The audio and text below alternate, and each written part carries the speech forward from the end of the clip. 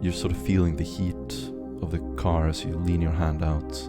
You can feel the wind blowing past you. It's hot, and sort of the car is shaking as you're driving. My first question is, who's driving? I am. Fucking hell, you jumped on that quick. That would be Genetia is driving at the moment. Excellent.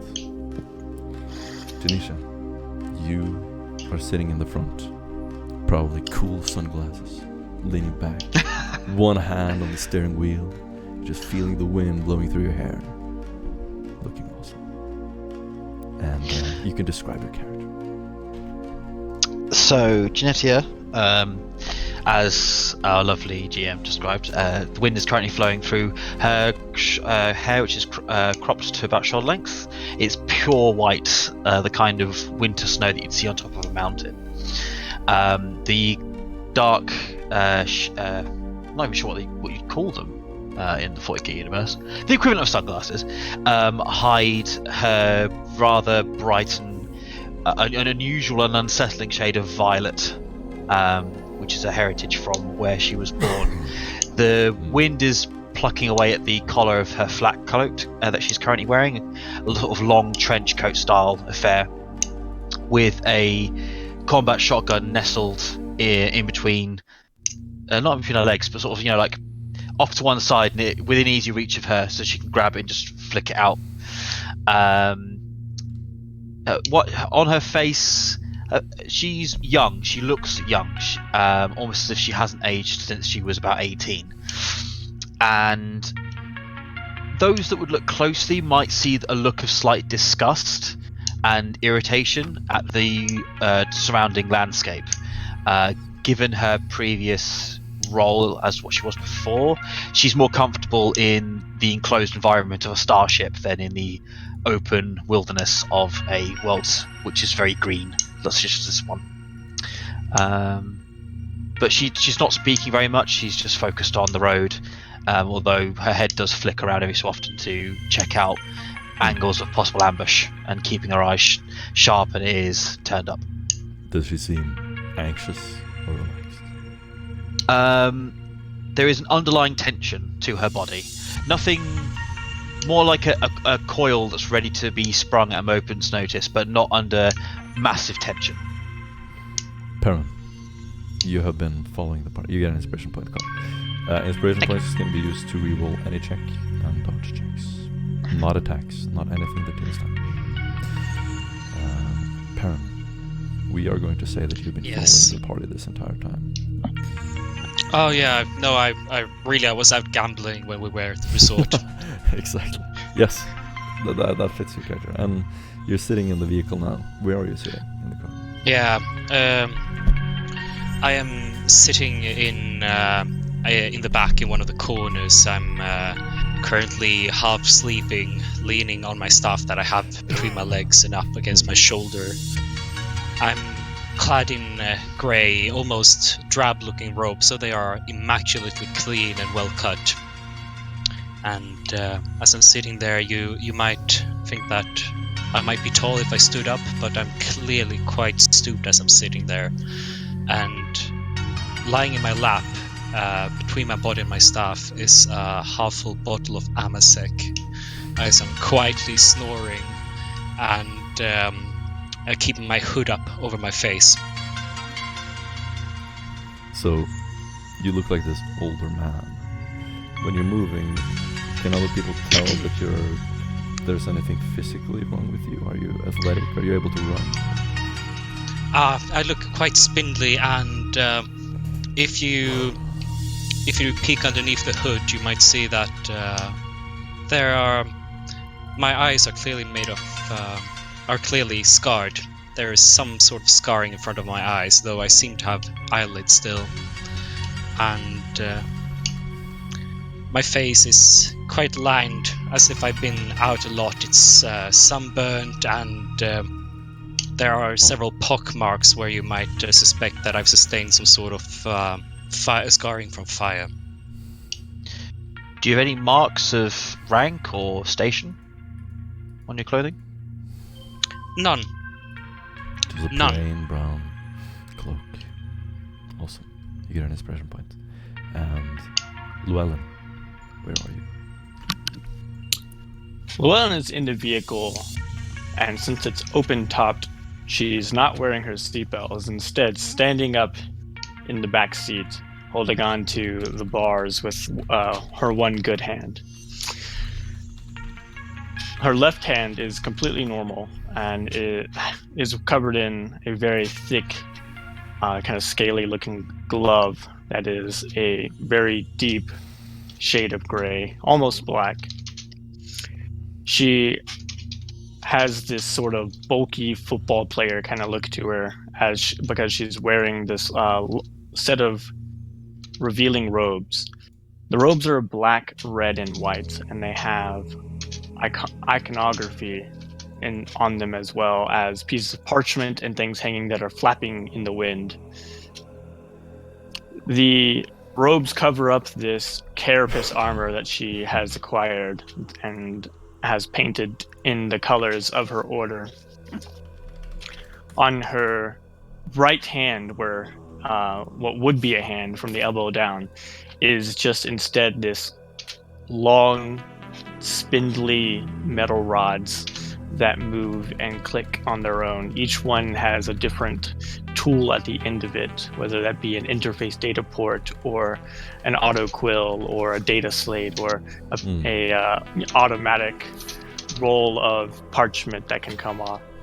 She keeps that mostly uncovered and lets it be free as sort of a symbol or status of her past. Her hair is absolutely white, as it is dyed and bleached to keep that way. It's been a while since she's had access to it, so the natural blonde of her roots is starting to come through. She has a wicked scar along the left side of her face that completely eliminates the capability of seeing out of her left eye, as well as her fluid tattooed under her right eye. She's clearly an Adeptus Sororitas member. Has all the hallmarks of the haughty superiority amongst them as well. Nice. And what is the first impression someone would get just looking at you? Would they be scared? Be frightening? It probably would be frightening, yeah. She has a very serious look on her face most of the time, although that's generally due to her thinking about something. And she, like I said, she kind of hulks around in this big carapace armor with robes thrown on top of it. And she's seen combat and is even missing a limb, so I would say she's kind of scary. For sure. Awesome. You get an inspiration point, and then we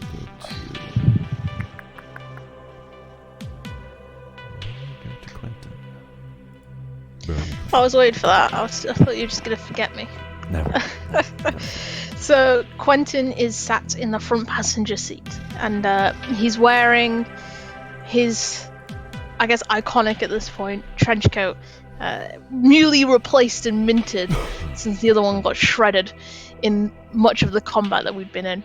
And he's wearing relatively simple, humbling clothes, just a simple dark shirt and trousers. But if you look close enough, you can kind of see where the fabric is pulling as it covers the Militarum Tempestus armor that he's wearing underneath. And he's just kind of leant back casually, his arm kind of hanging half out of the window of the car. And as you look at his face, you're immediately drawn to this web-like, almost thunderous scarring on his face. That's just pure white and almost seems to pulse as it kind of fades in and out of the light above. The remnants of fighting the psycho who nearly killed him. Does it look with like the force lightning? Does it look like almost like shrapnel, or does it look like lines on his face? Or? It's just like these kind of still raw looking lines on his face, almost looking like lightning pulsing across his face. And he's got a somewhat now patchy beard as the lightning kind of scars kind of cut through it. And he's got this long, shaggy brown hair, but its white has started to creep further and further in as their journeys have gone on. But despite the scarring, despite everything, as he's kind of looking out, he's got the face of someone that's just completely calm and in control. And his blue eyes, as you kind of look into them, just have this shine, this charisma to them. And even though he should look like he's scary, you kind of feel like you could sit down and have a chat with him and drink. He's just got this ease to everything that he's doing. You can sort of read the street smarts, just looking at him. Exactly. And as he kind of looks out at the car, he's got a tiny little smirk as every now and again he kind of pats a pocket of his coat and he feels the key that they just got from their last escapade. And he's safe in the knowledge that for now, the mission is still alive, and they are succeeding. Awesome descriptions, guys.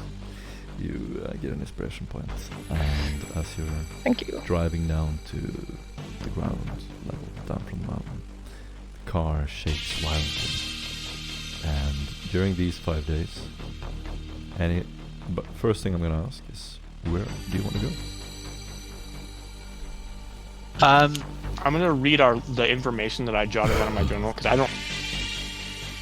Maybe that'll jog somebody's memory. Well, how much? I'm gonna. So while we're driving, if we sort of cross into like a sort of flatter area, Genetia just pulls the car over to the side of the road and just sort of idles the engine. Just sort of turns to the others and just says, "Excuse me," and gets out of the car, walks over to a sort of dusty patch on the side of the road. She just crouches down, takes out a small knife pocket, stabs it around, and just very carefully creates the symbol of the Aquila underneath it. Mutters a very small prayer, the soul of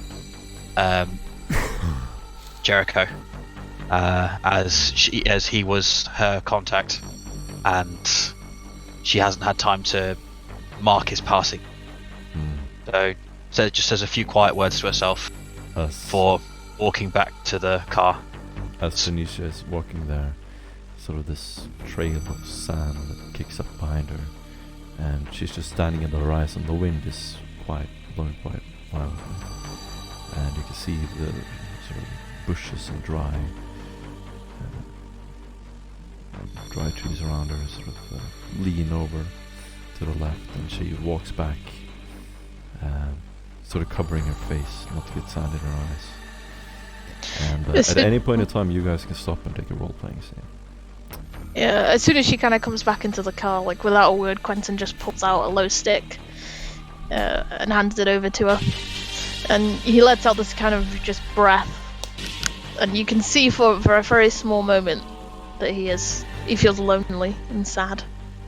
Weldon reaches out with some folding contraption in her right hand and cuts the glow stick in half with a tiny pair of scissors. She looks Quentin in the eye and kind of leans forward. And she's like, "I'll not have you spreading that nasty talent to other people within the group. It's bad enough that you do it." What in goddamn tarnation are you goddamn doing with my low sticks? Firstly, you gotta replace that. And secondly, there's nothing wrong with some good old fun. God damn it.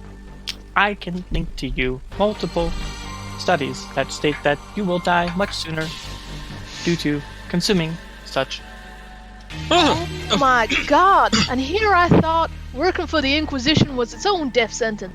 Thank you for telling me that I make it in the next, I don't know, couple of decades, then it will be the low sticks that do me in instead of the plasma blast. I really needed to have that piece of information in my head. Captain Huge. And as you hear Perrin say this, you can see him clearly holding his head as if he has a terrible headache, and he's looking around, squinting at the sun. Could you just keep it down a bit? And what glow sticks? You don't like glow sticks? And he froze the amasec at Llewellyn.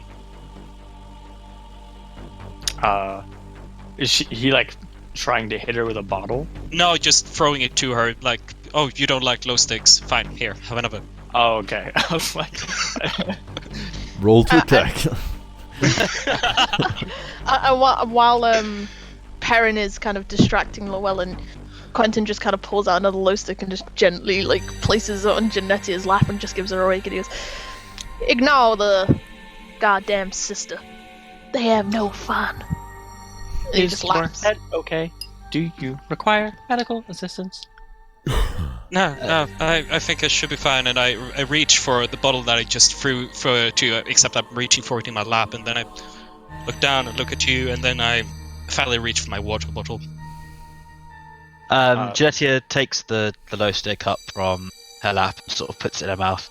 Just looks back in the car and just sort of pulls the sunglasses down a little so that her eyes are just looking over the rims and just sort of gives each of the two bickering passengers just a solid look, glare in the eyes.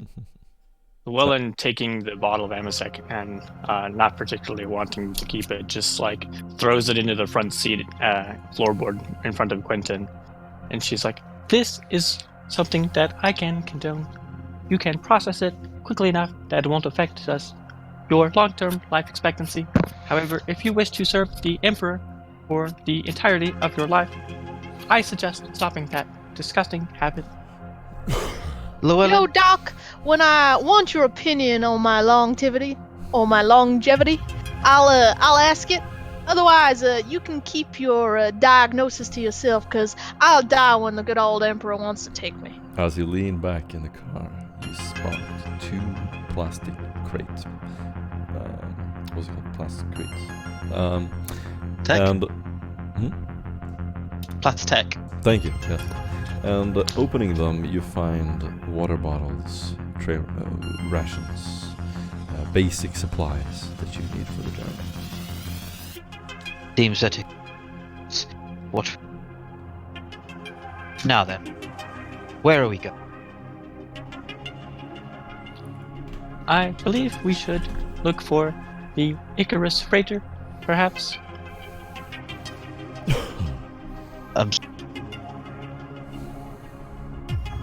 Icarus freighter. Yes, the one Yes. that did not arrive in Port Mire. Well, I guess Port Mire is an option we could go to, but it is a rather long journey. It's across 2 islands, is it? We ain't got the ability or the manpower to take on Sarawak right now, so going to where he lives is kind of pointless. Port Maya seems like the only other alternative. We'll have to go past Sarawak's location in order to get to it. Then I suggest we go incognito.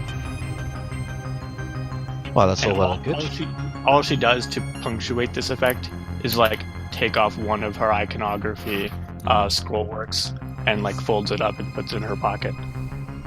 Just use all the rest of them. Genetia takes a look at the fuel gauge on the vehicle and tries to make a quick assessment if the vehicle has enough fuel to get us to Port Maya. You would have to stop.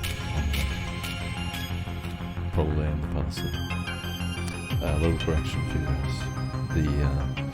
The last key was in the mansion of a Caius Bellin. Caius Bellin works in the Sanatorium Dracula in the palisade. Well, looking at the gauge, I don't think we'll make it to Port Maya. One single tank, so we'll have to stop Did we have shortly two? after crossing the I bridge. thought we only had one. We're looking for another one. Got 2 more to find. We have one. Yeah, but Mort said that the last one is in the palace. The last one that you know of. The third one is in an unknown location. You haven't gotten a lead on it. So what is the Icarus freighter note that I have here about? The Icarus freighter was a note that Mordecai told you, where it was some inconsistencies with how he arrived at the planets. And you can interpret what you want from that.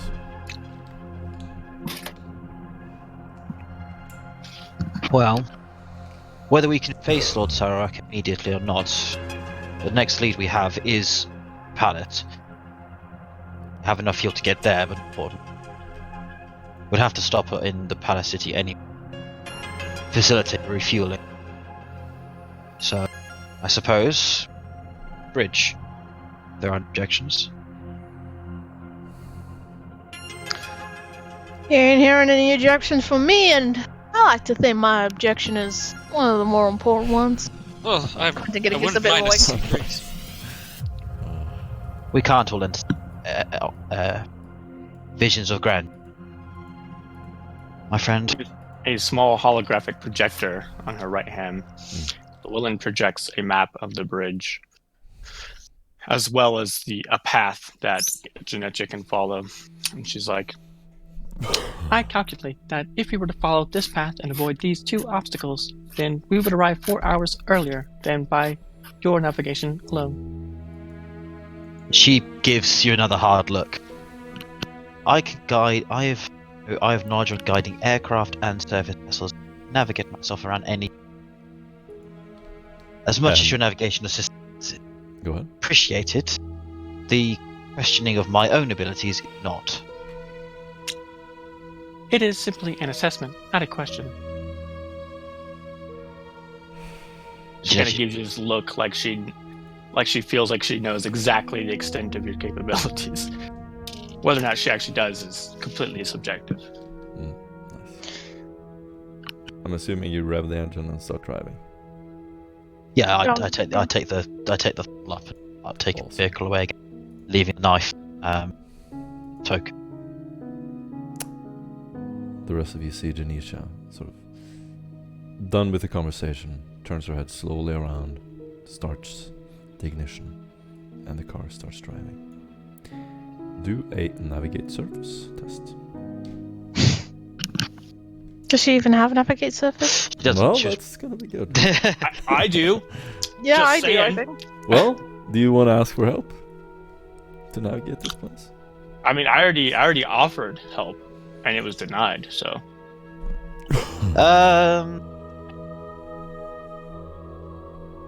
She drives a little while down and then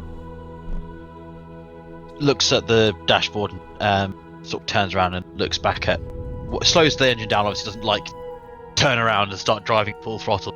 Looks back at Llewellyn, just says, I can't see an onboard navigation system, so if you wouldn't mind bringing up that again, so I've got an idea of where to go first. with like this shit-eating grin that of complete superiority, Llewellyn like lifts her chin up a little higher and stretches out her hand, kind of stares for a second, making you wait for it before finally turning it on. The system lights up, and you sort of look over your shoulder and see this very clear line-out path. As you follow it, you are about to reach the bridge when I want you guys to roll. Just before just before heading and carrying back on, after notes on the navigation, Genetti just leaves Llewellyn with just one small phrase. Be careful who you expose your throat to, Llewellyn. And then turns back around, starts driving. And, sorry, just wanted to add that. Awesome. Awesome, absolutely awesome. Do you respond to that, Reza? No. As you reach the bridge, I want you to do a...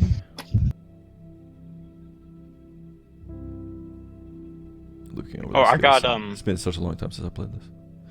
Let's see. The skills, what are they called? I got Awareness. 4 There we go. degrees success on that navigate, by the way. Cool. Awareness. All of I us see it, are yeah. representative. So anyone can do awareness. Absolutely. Anyone. Aha! There we go, that's a good roll. Sick. I can see something. Parent can see something better than you. Fair enough. Even But better. only out to 96 meters. I don't have 92 awareness. meters. Okay, why is that? That's an overlook for me as well. I need to put awareness in. That's how long my warp perception works. Interesting. Okay. You're blind otherwise. Yeah, I'm always blind. Perrin, You have a very good sense of animals near you. Occasionally you sense the presence of one of these horrible creatures that you met a while ago. And you... No. Farron... No, sorry, Reisnar, Llewellyn. You look up at the sky, and this huge blue vista is just this beautiful, perfectly shining light. And then you spot, somewhere on the sky, a little black dot, a little shade, moving slowly. It seems to be moving towards you. Is it mechanical? It definitely looks like some form of aircraft. Can I identify the specific aircraft that it is from this distance? You have two choices. You can choose to drive off to the mountains and attempt to hide, or you can stay a few more moments and attempt to make out what it is. And if you have some form of augmented vision, maybe you could zoom in. That's not even really a choice for Llewellyn. She's curious and wants to know what it is. So she's not even gonna mention it. What do you do then? She's just going to continue watching until she can identify the whatever type it is. Not informing the others of what you have seen. Not informing the others, yeah. Which is, to be fair, I think that fits the Staring character. up at the blue sky, and she's like kind of squinting, and then she realizes she should tell the party, but it's like a thought in the back of her mind because she really wants to know what it is before she says anything, because she hates to be inaccurate in her descriptions. Perfect. You get an inspiration point, even though you already have one. You can only have one, by the way. You can do another awareness test. You get plus 20. Meanwhile, Quentin is just like whistling to himself. Are we? Sorry, quick question. Are we Staring at actually? the sun. Are we still physically moving right now, or are we stopped? Absolutely. Yeah. You're Okay. still driving. And Oh, you're I getting close failed to it. the ocean. Nailed it. There you go. Awesome. No, I said I You- failed it. Yeah. You look up at the sky and you see this black ship moving closer. You squint to try to make out any details, and by the time you're able to see sort of the finer edges and pieces of the craft and sort of distinguish them from each other, everyone else can see this as well. It is now very obvious. Can we hear it? No, you cannot hear it. It's completely silent and it's just sliding across the skies. Friends, why are you all looking at the sky? Janetti is not. Janetti is just very tensely holding onto the wheels, eyes completely focused on the road ahead, and sort of half turns her head to Quentin. What is it doing, and do I need to take evasive action? Unidentified aircraft. Ahead. Oh, thank you, Llewellyn. Well, Quentin? Information. ASAFK. What? Discord chat, BRB. Okay, Oh, okay. God. That's fine.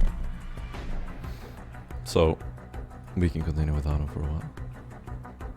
Yeah. Oh, it's Maria who's AFK. Yes, it's Okay, Maria. Yeah. I thought it was you again. Okay. Well, you'll have to manage with her. You Quentin's are- clearly ignoring the person sat next to him. Wonderful. Just you like are- humming to himself, because that's literally the last thing that Maria said that he was doing. He was just kind of humming to himself. Yeah, Thank still, you. still just doing it. It looks a little weird, but you look- Yeah. Thank you, Llewellyn. Do I need to get any weapons out or anything, or is it fine to just keep calm? Let's give the blind man a weapon. Wonderful. And you see the blind man fumbling inside his wide sleeves and actually opening his scarred eyelids, revealing glass eyes, looking wildly around and being quite worried about this threat that is far away, that is still very real and he can't perceive. Awesome, I can totally see it. You all get 1,000 inspiration. That's You a look up- 1,000? There is, Jesus, I'll take that any day. And you look up at the sky, and this thing is getting closer. And as it sort of gets up to the edge of the island of the bridge, you can see that it sort of lowers and then slides sideways, and then like it slides over the island, breaking almost like it's doing a maneuver of show. Like this is some form of show of force. Sense of scale in terms of size of the vessel? Looks like an overgrown Aquila lander. I was going to ask, is it possible at this distance to identify the specific aircraft? Yes, it is. May I check with... is it a Navy vessel? It is not. It is not a Navy vessel. You guys can do a... At this point, by the way, Quentin's glow stick has kind of dropped out of his mouth as he's kind of looking up at it, and he's just going, well, I thought things were going to be peaceful, but it looks like we're going to have our fun a little. Yeah, and you guys can do a lore test for...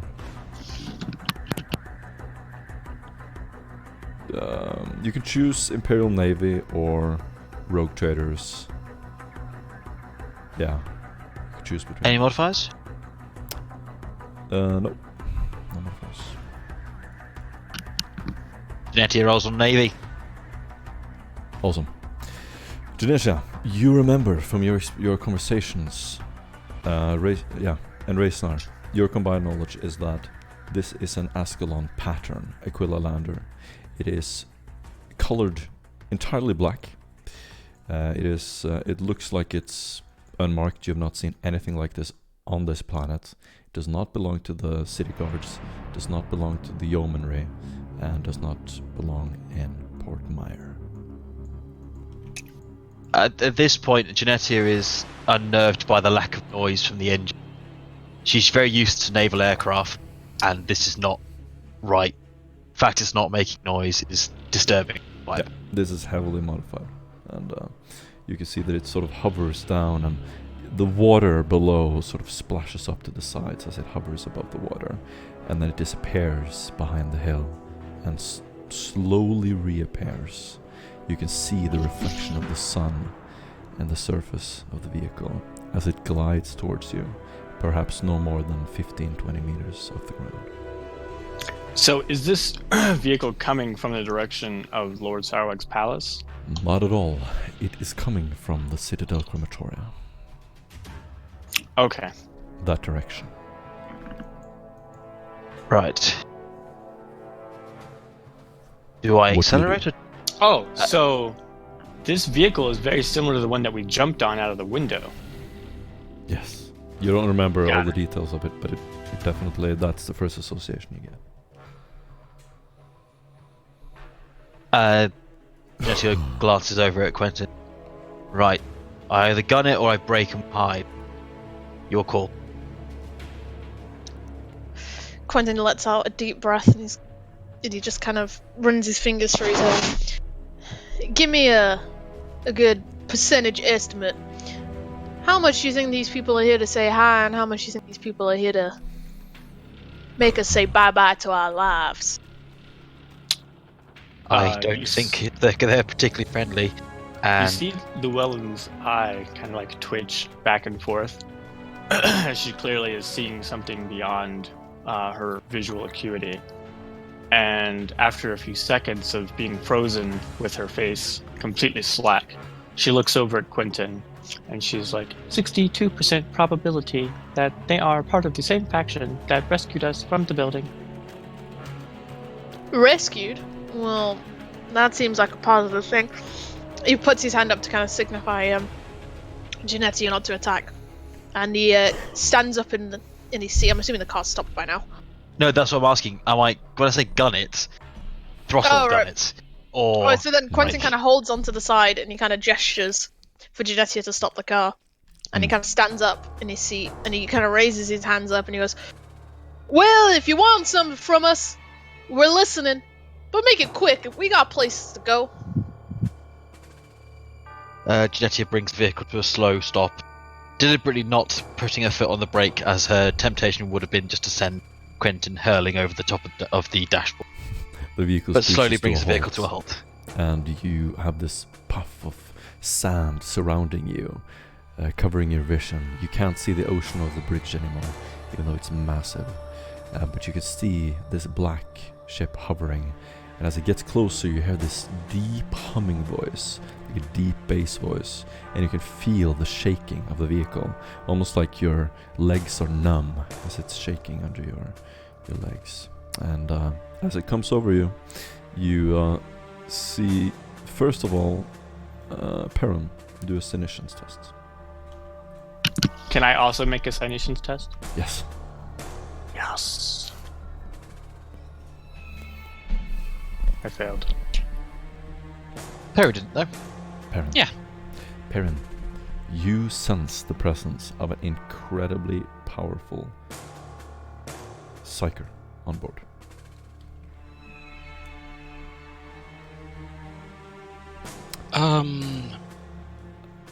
I lean forward, knocking lightly on Quentin's shoulder. Captain Huge, I think they have a psyker on board of some measure of power. I would not like to battle with them if possible, so I would appreciate your usual charm. Upon the mention of the psyker, Llewellyn reaches down to the floorboard, picks up her Gorgon flamer with this look of extreme prejudice on her face. Nice. Quentin kind of looks over at Perrin and he kind of just raises his eyebrow and goes, "Have you seen my face? Wow, my accent just Face. went. My face! My face! I'm eating while I'm doing this. so I Have don't you think seen my face? My face! And it's all My there face for is scarred! all the people watching the stream to hear how I lost my accent. All the one person Joachim is listening. Nice. How embarrassing. Right, have you seen this face? This is the face of a man that can stop anyone in their tracks. And he kind of gives a wink. But he's clearly just trying to keep it jovial as his hand is kind of hovering close to where his plasma pistol is hidden.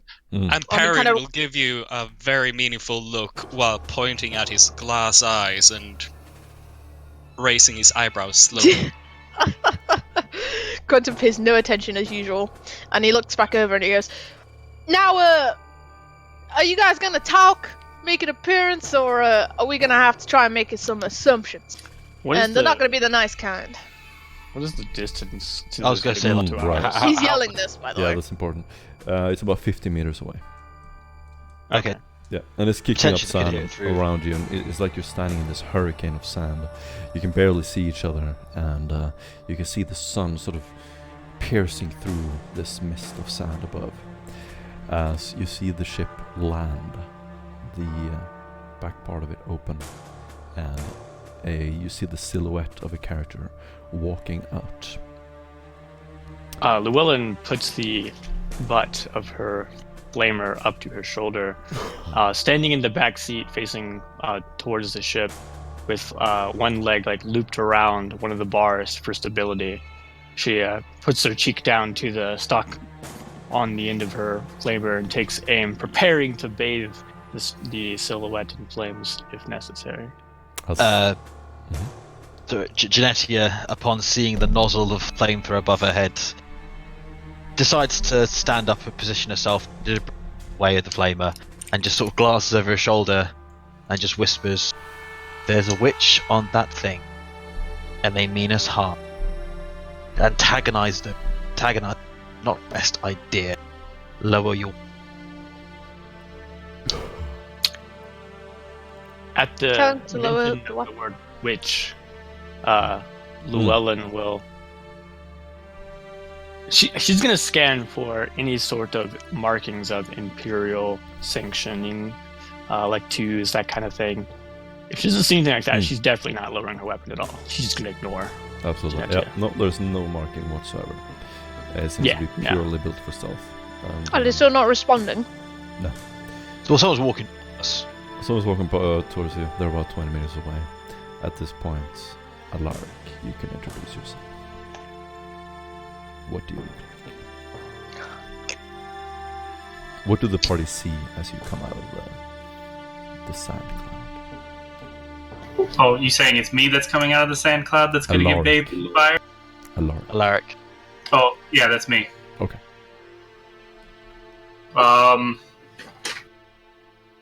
Just a very nondescript character. He's got a little bit of a beard, but not too much, just enough to cover his chin. He's got shaggy brown, scruffy hair, and a very nondescript robe. The only distinguishing feature you can see is he has a nose that looks like it's been broken to the left and set that way. And you're wearing imperial robes? Yes. Yes. Do you have any markings, jewelry? Negative. Are you carrying any weapons? Not in my hands. As you're walking towards them, what is your demeanor like? What is your facial expression like? Can I see them? Barely. So do you have like your helmet under your arm or something? No, I have a duffel bag over my shoulder Okay. with all my gear. What is yes. So what do you look like? What is your expression? You look dangerous. Probably not. I look annoyed at all the dust, probably. You can see the vehicle now and you're standing in front of it. What do you do? If I can see all the people in it, I will I'll say, "Hail! I was told that you guys needed help." What language do you speak? Oh, what language would a feudal worlder speak? Low Gothic, probably. Yeah, broken Low Gothic. Okay, it'll be Low Gothic then.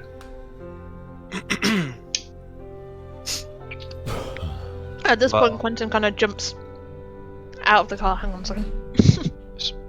He jumps out of the side of the car, and he takes very slow, purposeful steps, and he's kind of pushed back his trench coat, almost like he'd expect a sheriff in an old western to, flashing his gun, his fingers just kind of hovering over it. And he looks at him and goes, "Well, I ain't the type to refuse a helping hand, but you gotta answer me 2 questions first.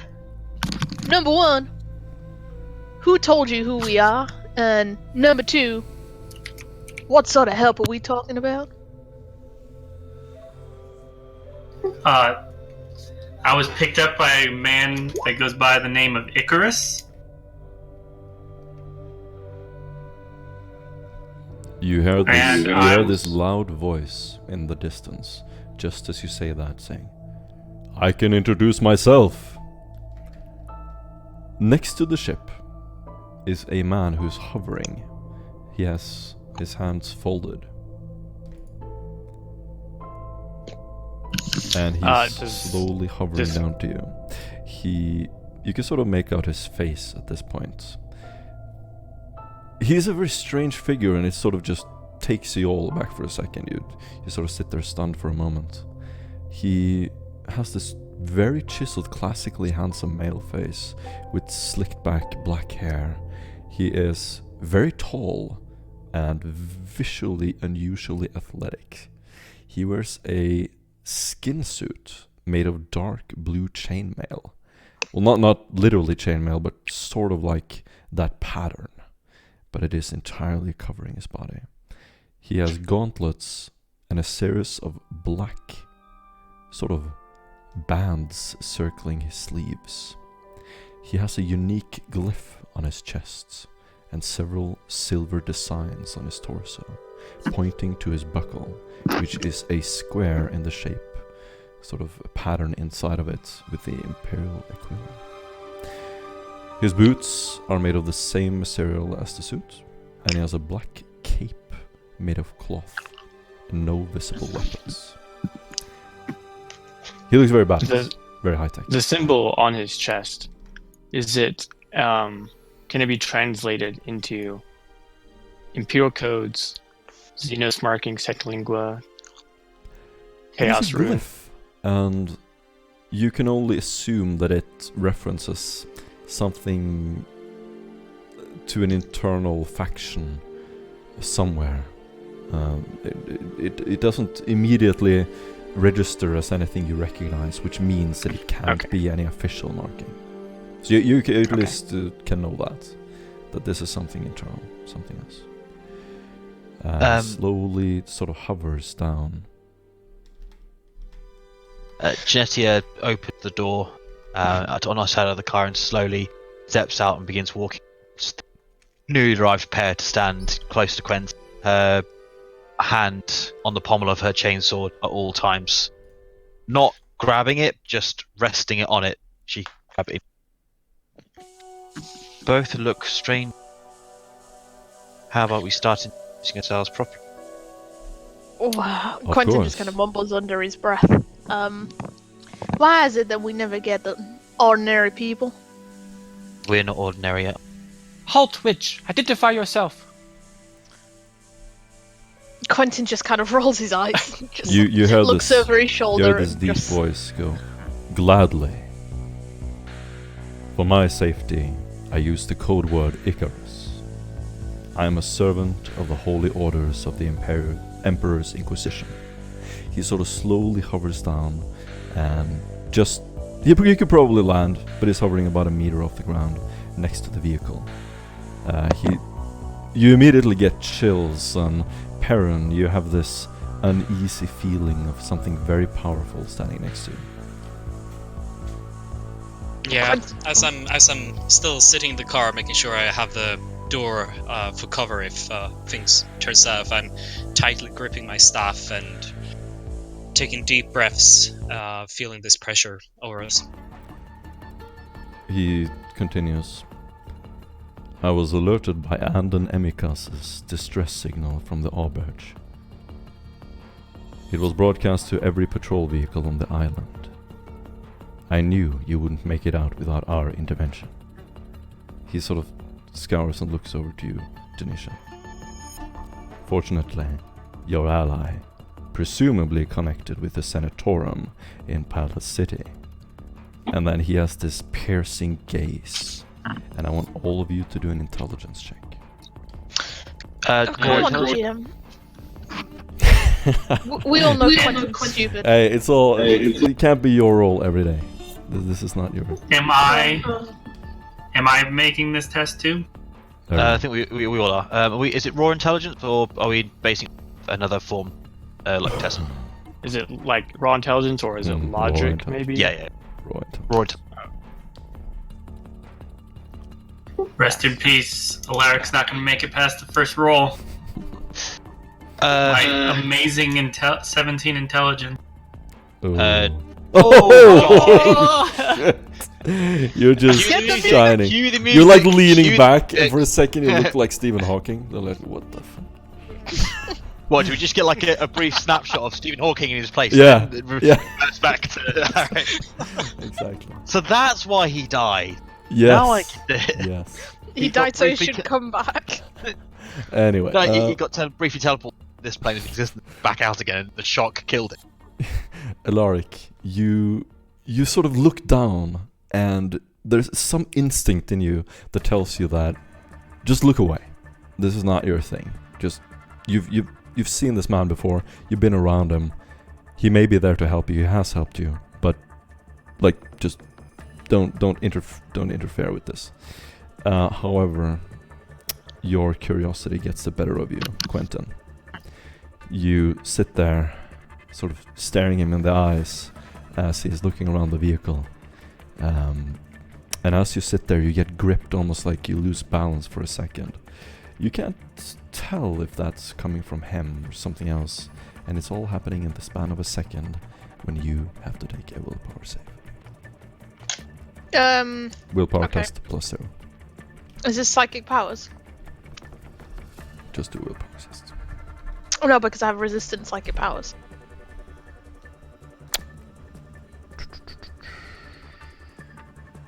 I'm checking if it applies in this case. whilst why it's don't you happening, go should I for it? Go for it. Do that. Cool. That's a +10, isn't it? Mm-hmm. Okay. I also have I also have is it Sound Mind? What's it called again? Sound mind, yeah. Yeah, so I can re-roll that.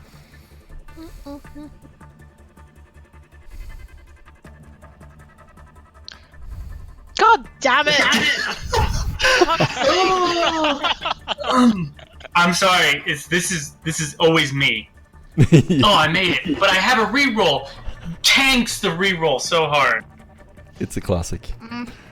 Quentin, you sit there, and then I'm gonna let you do the voice acting because I can't do that accent. But as you sit there, you suddenly you get a brain fart, and it's like saying the N-word. You can't stop it once you start saying it, and you don't know why you're saying it, but you just blurt out the name Mordecai. Goddamn Mordecai! There you go. At that second, you see him sort of. It lasts just a second, and you could probably not even register it. He continues, scramble their systems. I've arranged for a place to stay at the Palace City, provided your cover is good enough. It is marked in the Vox set I provided you. Our cover is always good enough. The real question is why on earth should we trust you? And while he's saying it, Quentin is kind of like rubbing the side of his temple together as he's kind of trying to ignore the fact that he just yelled out like an idiot. And exactly why he's done it.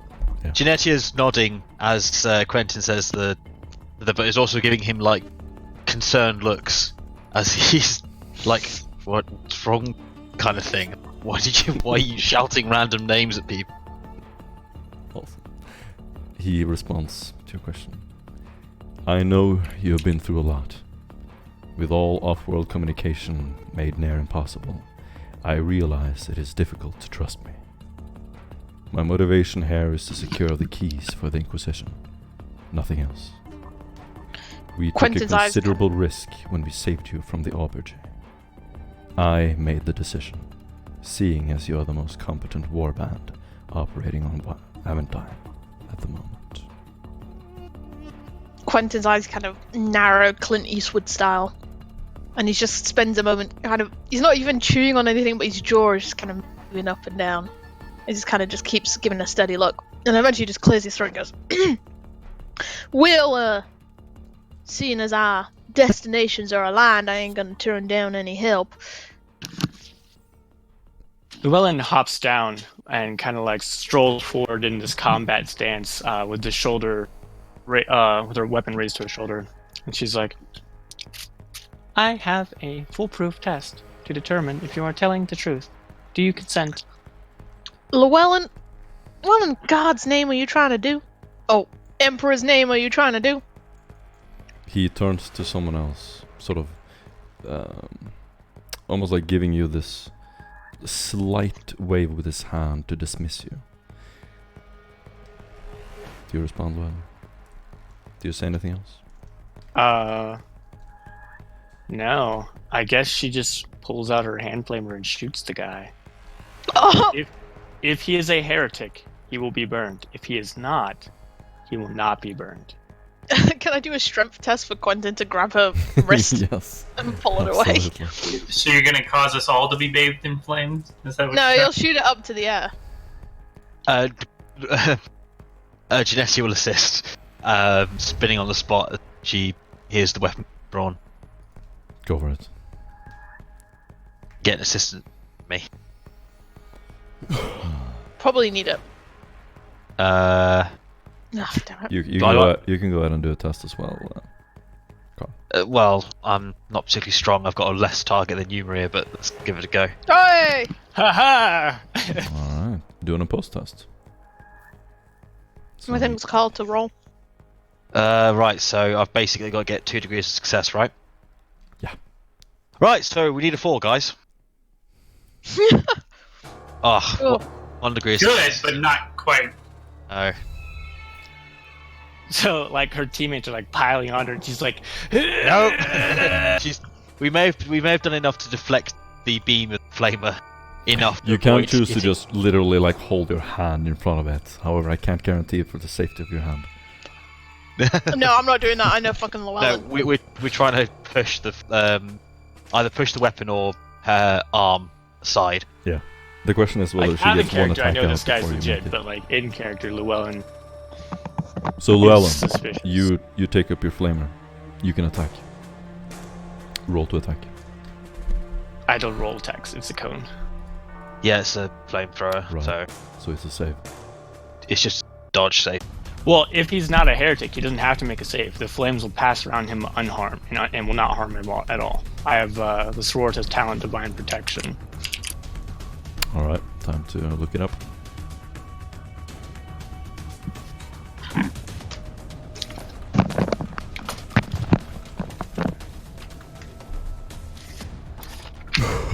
I had to walk away a second. What happened? Yeah.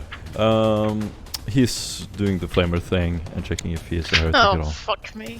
And so we have to God damn it, Llewellyn! look up that. What did you call it?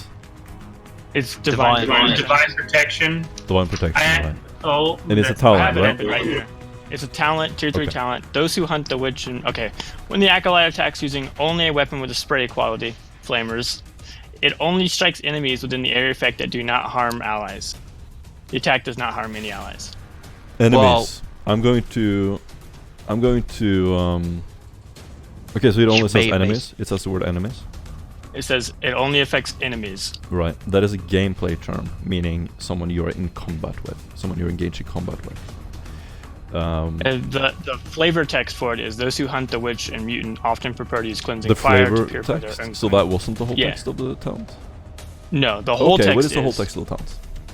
Those who hunt the witch and mutant often prefer to use cleansing fire to purify their unclean enemies. As if to further demonstrate the cleansing power of flame, some such blessed warriors even use flamers and similar weapons when their allies are in the line of fire, yet miraculously leave them unaffected. If a supposed ally does succumb to the flames, surely that is only evidence of concealed heresy. When the acolyte attacks using a weapon with a flame quality, it only strikes enemies within the area of effect. The attack does not harm allies. I'm going to say that in this case, it is up to you whether he is an enemy or an ally. Your perception matters. As an out of character, I feel like he's an ally, personally. Llewellyn, she when she looks at him, she sees a psyker, right? And so she has this like ingrained kind of thing that she has to like attack, unless they can prove themselves as an ally. And he hasn't brought out a rosette. He hasn't done any of that kind of thing. So she's kind of like, if he survives, he's an ally. Doesn't he Gotcha. have the Aquila symbol on his belt? Yes, it does. Oh, he does have that? Yeah. I didn't catch that. I'm sorry. So in that case, he'll just pass around him. Oh, but you still fire the flamer. Yeah, she's still flashing. Okay. All right. Okie doke. Do a willpower save. Is it a psychic ability? Yes. Is it... Okay.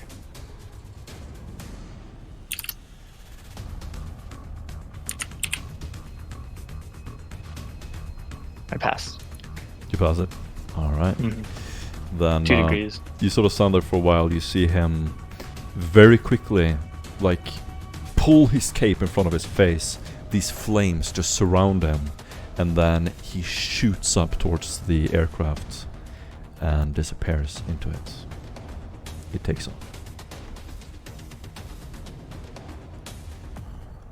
One spits on the ground. It's a witch. He was a witch after all. At this point, Quentin turns to Llewellyn, seizes both of her shoulders, and then just pulls his arm back and just slaps her across the face. And then just pushes her away and goes, "Now, there are... God damn..." And he's just kind of even almost lost for words. And he's, "Do that again without my goddamn consent, and you won't be alive to hold the flamer leader. That was an act of insubordination, and you could have got us all killed." Suffer not the witch to live. Suffer not the heretic either. You I will sit not go beside against my a wi- faith. You sit I will not beside a go witch. against the will of the God Emperor. You're going against the will of the Inquisition, The Inquisition. and that is the blessed will of the God Emperor. And I won't hear any more heresy against. Don't forget what your place is, sister. You are the arm of the Ordo Hereticus, and you shall listen to its will as if it was the will of the Emperor. Now, get yourself together. She kind of just stares blankly at Quentin. You all get an inspiration point for awesome role playing, and you're still standing there next to the vehicle.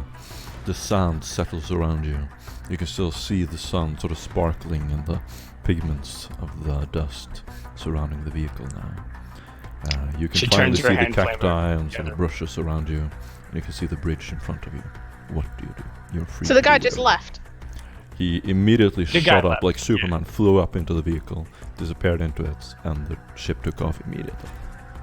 Well, Quentin just kind of clears his throat and adjusts his trench coat a little bit, and then steps up to their new comrade. And he runs his fingers through his hair, and then he just kind of puts out a hand. Well, if you're gonna have an introduction to the insanity of this mission, I guess that's the best one you can do. Name's Quentin Harlock. You can consider me your senior in this.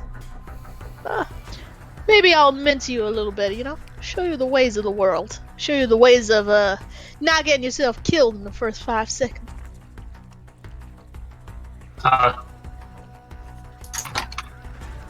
Laura will just sit there kind of stunned by what has just passed on by in the last, 6 seconds of him showing. From having a flamer pointed at to him to the whole party fighting themselves. He's not sure what he's got himself into. But he will, after a moment of hesitation, will reach forward his hand and say, I am Alaric Harlock, and I will serve you as best I can. Quentin's eyebrow immediately raises, and he goes, "Sorry, I think I'm not quite hearing you right. What was your last name?" Harlock. No, you mean Herlock, right? A noble name. It's been passed down for generations. Right. Quentin just kind of looks back a second and goes, "Well, my name is Quentin Harlock, and we can consider me the original Harlock in the situation. If anyone asks, we are not related.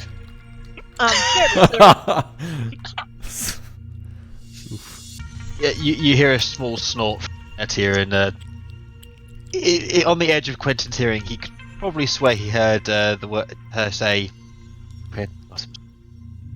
Sorry, I didn't hear what you said, then. Oh, what? I said, Wow.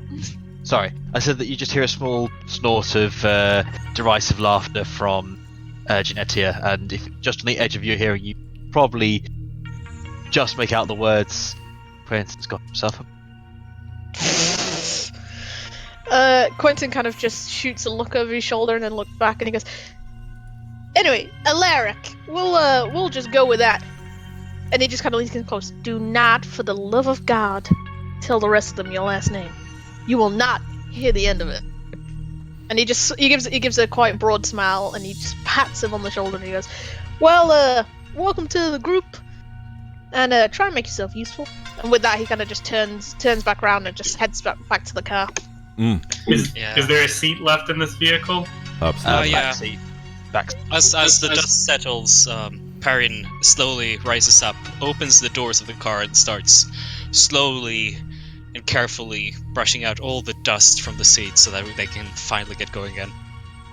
Alright, well, he will put his... Alaric will walk up to the back of the vehicle, set down his large duffel bag, which makes a resounding clank as lots of metal bumps together. It's a little muffled.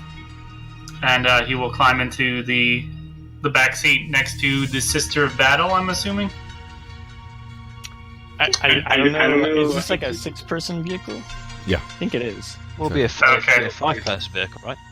The back of it is sort of like a what's it called? Open topped half. What is it called? Half track? Off road.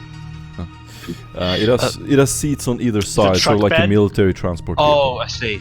Right, And then I see. there's Yeah, a space in the middle where you have the plastic containers and so on. And then you have 4 seats the in the front. flat, basically. There you go. Yeah. Okay. Right. So I guess I sit in the back of the bed of the truck Probably. Yeah. since all the seats are taken. No, there'll be plenty more space. There'll be like 2 benches either side of the rear of the truck, or the rear of the cab. Yeah. So you'll be sat opposite each other, and there'll probably be room for like 12 people in the back. So like you've got space to either sit next to them, or sit opposite them, or sit at one end of them. So like how you position yourself probably is free yourself. Okay, I will sit across from the Sister of Battle. That seems... Awesome. Netia sort of climbs back in the driver's seat in the front cab and just looks over at Quentin. Quentin, are you back in the vehicle? Yeah, he is. And she just sort of gives him a look, just like, what? And then looks back down on her where she's left the low stick in the ashtray area, picks it back up, puts it back in her mouth, and goes, "You never offered, girl." You never what? Offer a girl? Sorry. You never offered a girl a light.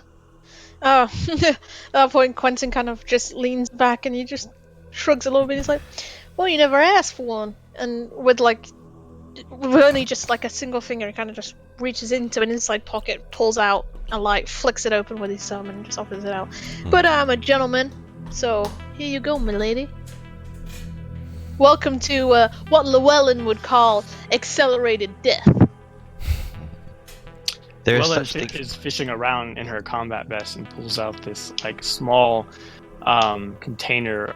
It's like with a steel side, and has a nozzle in it. And she, holding her hand flamer upside down, connects the two, and you can hear like the Prometheum being injected into the hand flamer as she reloads it. In the back seat, as she's doing so, she's like kind of casually, not even paying attention. She's scanning the person sitting opposite her, looking for signs of weaknesses and strengths. Genetia turns back to the rear cab and sort of gives it a once over and just says, "Are your friends back here?" Llewellyn looks at Genetia, finishes reloading her hand flamer, and puts it back into the holster on her left hip. Very nice. Where do you want to go? Are you starting to drive, or? Yeah, so Genetia sort of puts the vehicle into first gear and sets off again. Alright. Guess we I go. just want to Alice. point out that we are now 100% certain that he was not an enemy. I want to point out right now that we were all 100% certain that you are a dumbass. Inspiration point. Perry very demonstratively ignores them and turns to Alaric. Alaric, was it? Very, very pleased to meet you, and stretches out a wrinkly hand lined with small scars, as if he's been constantly getting just small wounds from something lashing out over them.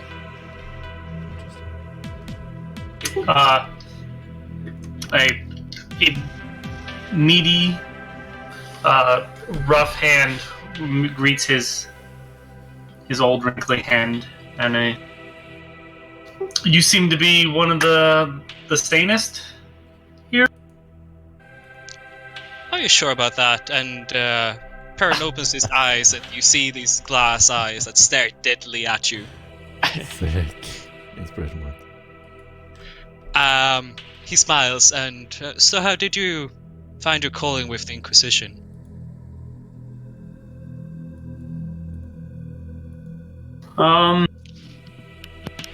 If you are telling the truth, of course. Genetia raises her voice over the sound of the wind flowing over.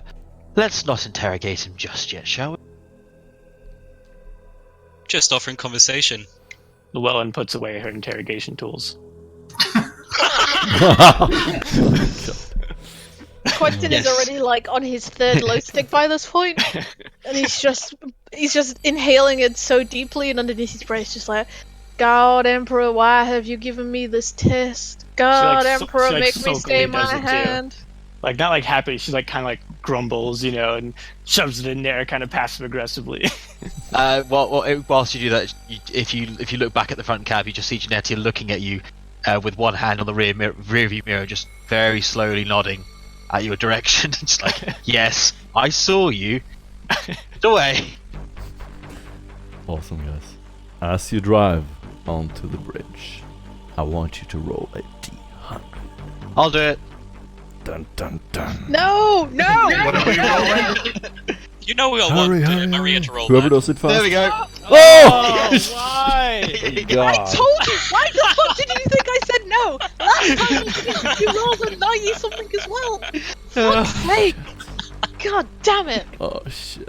There is like an unofficial ban that he cannot roll. Can we burn fate point? Can we spend a fate point to re-roll that?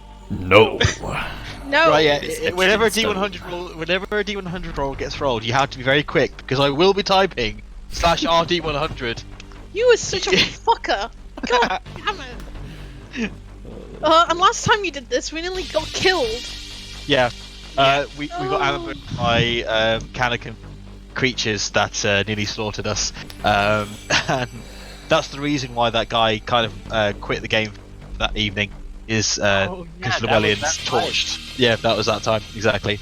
That guy got It was barbecue. He was barbecue, yeah. Well, with that, we can take a 10-minute break when we come back. Because he needs to find out what he's going to do. Yes. Get all the stat blocks for all the horrors that have come out from the warp at us. Furiously looking through the monster manual. What can I find? Nah, I have a plan. I feel He's just like, really bad. yes! Out of character. Would you say? I feel really bad about shooting that guy out of character. Well, it fit with your character. Response.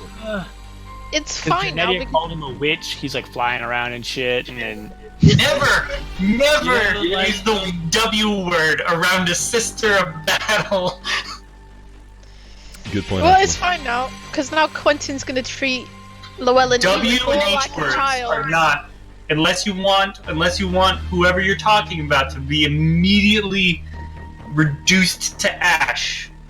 Don't use those. Well, what I'd say to that is, you're not a repentier, you're not mad, you have sanity, and you have restraint. Sisters are not.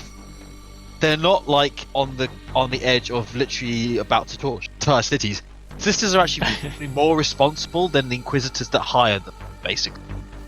Well, The Inquisitor is more likely to torch a planet than a Sister of the Battle. problem is there isn't a clear-cut command structure for her to follow. She takes whatever Quentin says under advisement, but she has not had the Inquisitor himself say, "This is your superior officer." That's the issue. Well, in no, her eyes, there is in no her official. eyes, right? And so, in her eyes, she feels like she is the authority in all things church-related within the group, because she's a sororitas and the Sister of Battle and has had that kind of training. That makes sense. Whereas, actually. so because she feels like she's the authority in the church, then she makes these decisions on her own because she doesn't see Quentin as a superior officer, so to speak. Sure, but It will change apropos to that is that Aventine has no connection to the outside world, so you can't reach your Inquisitor. If, like, Right, as no. a GM, if you could But reach your once Inquisitor, those you get, guys like- would have a totally different dynamic, and Maria Yes, would be the leader. once we get off Aventine, that's going to change. Oh, yeah. But for right now, this is the way it's going to be, unfortunately. I imagine Yeah. that Maria's Quentin solidify his position once we're on planet. Yeah, I'm not gonna lie. I was gonna have my character come up to these and then assume the Sister of Battle in the giant armor was the leader, but that didn't help. That didn't happen when Quentin was fast enough and coming to the front. you'll find Quentin is normally fast enough to act first, but it's fine because Quentin already thought Llewellyn had brain damage, and now he's just going to treat Llewellyn like a 5-year-old child all the time, which I feel like is what he was doing anyway. So it's fine. They'll be like leaving a room, and he'll be like, "Llewellyn, right? Take my hand now. Okay, we're just gonna like a walk little down the hall. No flames. No righteousness. Bad, Just bad, no flames. See, now you've changed my opinion of Llewellyn. Now I'm thinking of her as more like Jane Firefly. Like you're literally like Mal saying, no grenades. Yeah. No grenades. A We little, don't need bit, a grenades. little bit like that. A little bit like Jane from Firefly. She's Well, you are, incredibly smart, but she also makes unwise decisions all the time. And also strapped with weapons instead of armor. Yes. It's fine. Quentin always needs that one person that annoys the shit out of him all the time, so it's fine. It used to be Lisbeth. Yeah, it used to be Lisbeth just fucking shooting people all the time or just like making threats. Quentin's like, I'm trying to keep us like subtle. I'm trying to get through this investigation. Oh no. Lisbeth was never like unsubtle, but she didn't listen, didn't want, just did everything she could to not do what you asked. Yeah, I mean, part of the thing is that Quentin's ranked up a shit ton, but it's been within the mission. Yeah. So, yeah. Yeah, no, that's one of the added built-in difficulties of this mission, is the fact that you don't go back, you don't get reinforcements, you don't get to pick up new inquisitorial gear, and so on and so forth. So it's hard. Yeah, I can't wait till we finish this Aventine mission so I can get my cool gear. Yeah. Hopefully, maybe 5 or 6 more sessions, I think. Should be able to make it. 5 or 6 more sessions and Depending on how many people Llewellyn decides to flamer to make sure their allies are enemies. Yeah, so It may be 5 to 25 sessions. Yeah. Yeah, no, because to get the first key took us ages. A long time. It also took that a was a massive lot of- detour. Yeah, there was a massive detour, a lot of intel, gathering information, getting contacts, and so on. So a lot of that groundwork has been made. Just a sort of off question. So I'm looking at hatred. There is actually a part of my background that makes you want to take hatred of the pirate, i.e., Dark Elder. When you get hatred Xenos specific, are in the terms of the rules of Dark Heresy, are the Eldar considered one species, or are they separated? They three are distinct separated classes? into Eldar, Harlequin, and Dark Eldar. Okay, that's fine. Because I had to take linguistics Eldar, linguistics Dark Eldar, linguistics Harlequin. Well, that makes there is a distinct difference of Dark Eldar and Eldar. There are. Right. Yeah, so I had to. There are kind of distinct differences between Harlequins and the regular one. There are. And so when I take those lores, I have to take them specifically. You know, plus 10 Dark Eldar, plus 10 Eldar, you know, that kind of thing.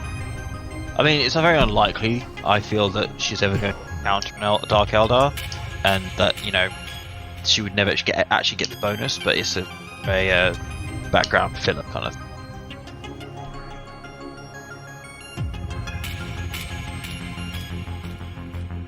Remember, it's a two-edged sword.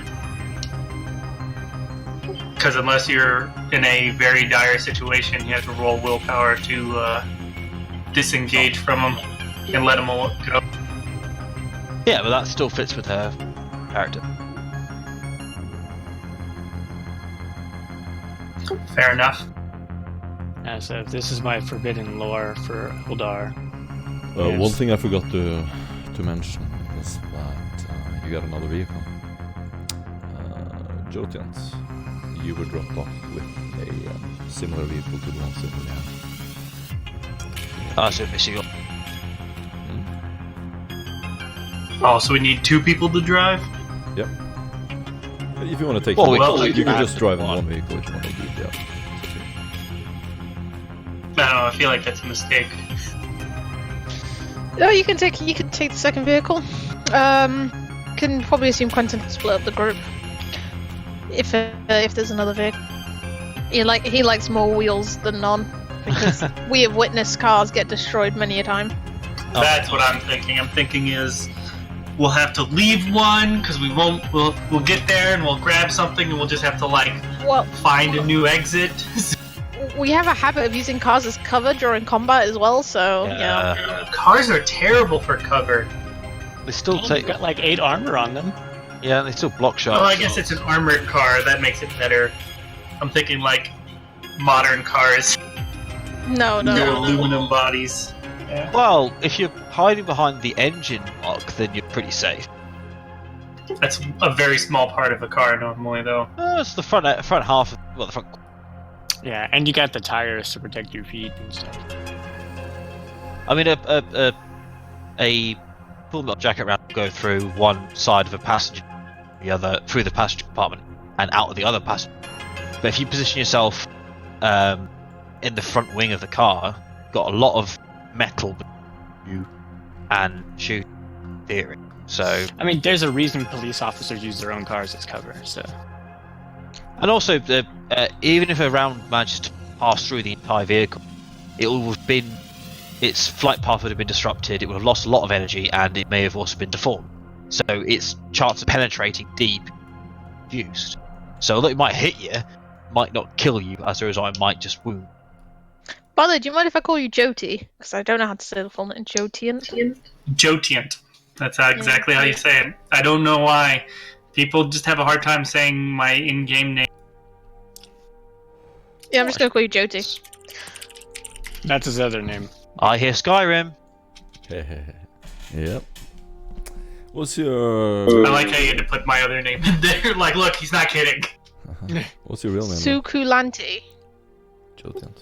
That's better than 80% of the people that say it. Sukulanti, yes. Is that your name? No, that's my another in-game name I use. What's your name? My name is James. James. Excellent. James. Okay. I'm Maria, Sorry. by the way. I'm not John. No, his name is actually Carl, and everyone thinks he's called John. Yeah, that still confuses me sometimes. Yeah, it's the name of a character in a book. So, like, In 40k. in 40k, well, 30k. Just no one seems to reckon that. A few people do, like, nice name, but like, most people are just like, oh, hey, John. Like, not actually John. Just call yourself Grammaticus. J Grammatica. Yeah, something. I don't know, because I'm getting tired of people saying John, and I'm like, who the fuck is John? Well, Maria and I, we had a Pathfinder campaign with a friend of a sort of Maria, and there's a joint friend who actually was John, and the GM kept using us. They kept calling. I think didn't they? Weren't they calling John Carl or like? Yeah. Like the yeah. So in the end, he actually changed my name. So whenever I was on the server, I wasn't called John. I was called Carl. Yeah, by the way, James, I'm so sorry you have to be inflicted with my horrible rendition of a Southern American accent. But if I don't do it, It's too far gone now. It's GM's not even probably gonna close cry. to Southern. It's like more Texas than anything. Well, you get what you're gonna get. And to me, Texas is in the South, so job done. Close enough. Well, it Good is enough. in the southern half. I've been to Texas. That's probably why it sounds Texas. I was gonna say it's not uniquely Southern. It's like more Texan. Yeah, but it's as good as it's gonna get, really. It's fine.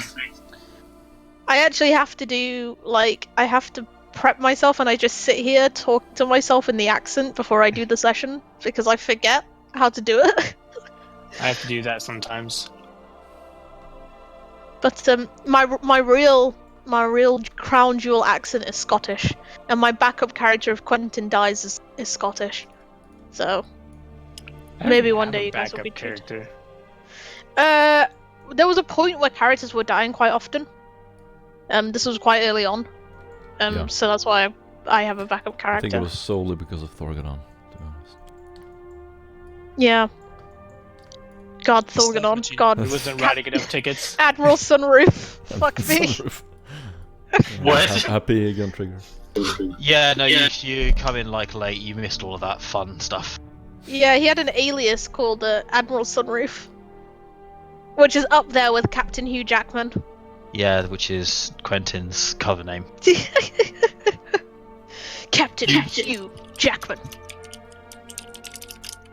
No, it's huge jacked man. It's not Hugh Jackman. Oh, shut up. So It not was covered funny in watching Beyonce. It was funny watching people have Queen to bee. call him Hugh or Captain Jackman. Ugh. Part of the fun. I missed out on all that though, because like Elizabeth never had a name. She was just Elizabeth. She's too serious. Yeah. But I play serious characters. That's the thing. Just so you know, my character's a stealth muscle, kind of a assassin melee dude. And a crusader. The Crusader's my role.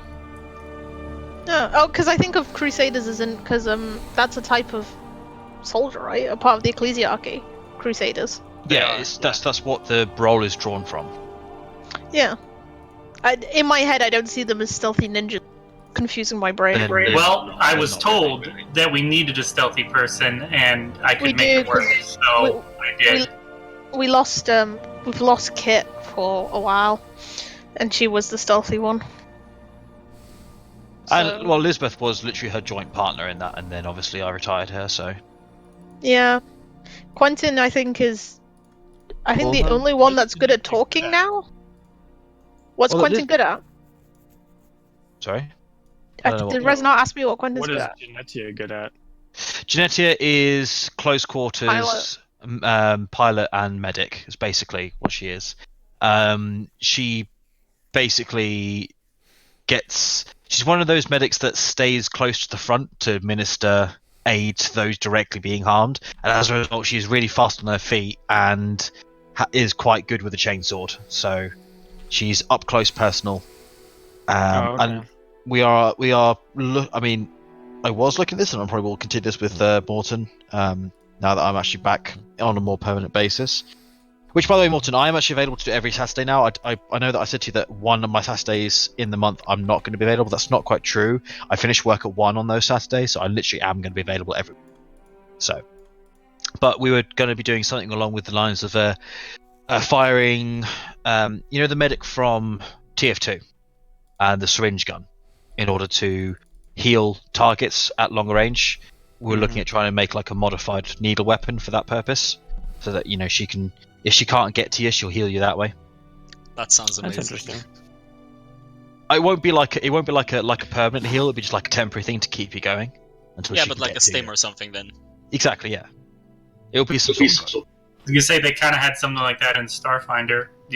You had a syringe gun or a needle gun, and you could load doses of drugs in it. Well, It was like yeah. super cost inefficient, though. Oh yeah, no, it would be, but like she'd only carry a handful. Like I do intend on making the needle weapon her primary weapon, because she benefits from, because she's Navy, she benefits from close quarters discipline or close quarters doctrine, whatever it is, and needle rifles have extremely long range. And basically, it's whenever she's in short, within I think short range or point blank range, both I think. She counts as scoring one more degree of success whenever she hits successfully. So she always has 2 degrees of success minimum. And because needle weapons are accurate weapons, she obviously does extra damage as a result of that. So that's my plan. Is just That's at 3rd degree and 5th degree, though. no, it's for every 2 degrees of success. Yeah, the first one is the hit. Yes. Third one is 2 more degrees of success to gain the 1d10, and then 1, 5. 3, and 5. But she always has that bonus 1, which means that I've only got to pass the test by 1 degree in I think order it's to. not counting the first degree. No, that's what I mean. So I'm not counting the first degree because I count the first degree as just success. So when I say So the if you additional were one, if you had a 50 and you rolled a 40, normally I you wouldn't get it, but with but that I do special because ability, you yes, I would. Yeah. Yes, that's what I'm. Trying Normally you have to Oh, get you're that not counting 1, the 3, first, yeah. 5. Makes sense. No, So for you, it would be 1, 2, 4. Yes, exactly. Which is why I Can't wanted wait to see how badly Carl I'm also, fucked us. or Llewellyn is also an extremely good medic. But It's not she's- her. It's not her like primary role though, is it? I mean, she has a 90 Medicaid skill. but it's not like her. I mean, she is also a master Kyogen, so it's kind of like her primary role is lores, obviously, but her secondary role, other than combat, is magic, I guess. Other than bathing enemies in flame and Other than sometimes that, allies. Yeah. I'm actually going to test how stupid Quentin's charm is now. Well, that's pretty stupid.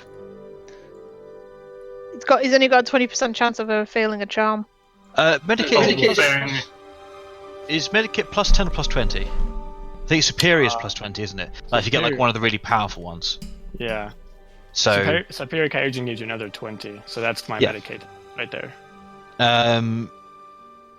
hang on. So base 46, 86 plus 10, 96. So yeah, she has Janetti has 96. Okay, yeah. I have 2 ranks in Medicaid, Superior Kyogen and a regular Medkit. I've got 4 ranks, Superior Kyogen, and 46 as an intelligence base. Well, you can heal the other melee guy. You can heal You can me. never have too many medics. That's true. Yeah, because each of them can only... You can only have one person... You can only heal a person once, right? No, it's... Oh, there you go. That's it. 106, sorry. Jesus Yeah. Christ. The test, it depends on... Well, it depends on the difficulty. Like, obviously, like if there's something going on in the background that which affects it, but her base healing is 106, and that's I can still increase that in theory. So I've got another 3. I've got another. I can increase that to. In theory, I can increase that to 131 is as base if I get a better medical kit and get all the further upgrades with intelligence. I think I would take it up to... Because you've got 2 more points that you can put in for your... 135 for me, I think. Yeah, it's because you've got a ridiculous starting intelligence, that's why.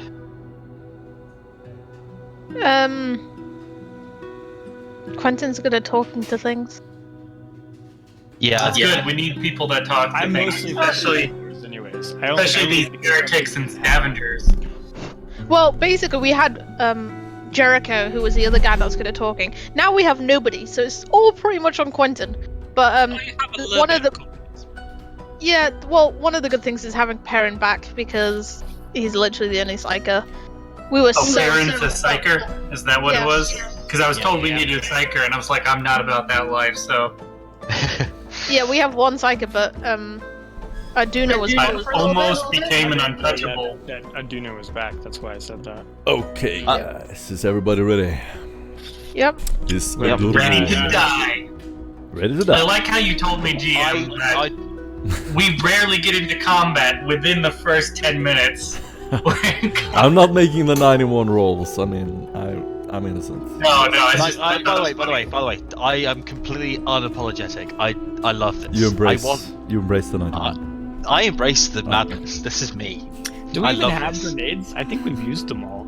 Okay, guys. I could So- not. Let me check. I think I might. You can do all that when we begin. You guys are driving across the bridge, and you have to. Oh, spend- hang on. Have we split both vehicles very quickly? Okay. Who wants to be in which vehicle? I'm I still driving one. Shit.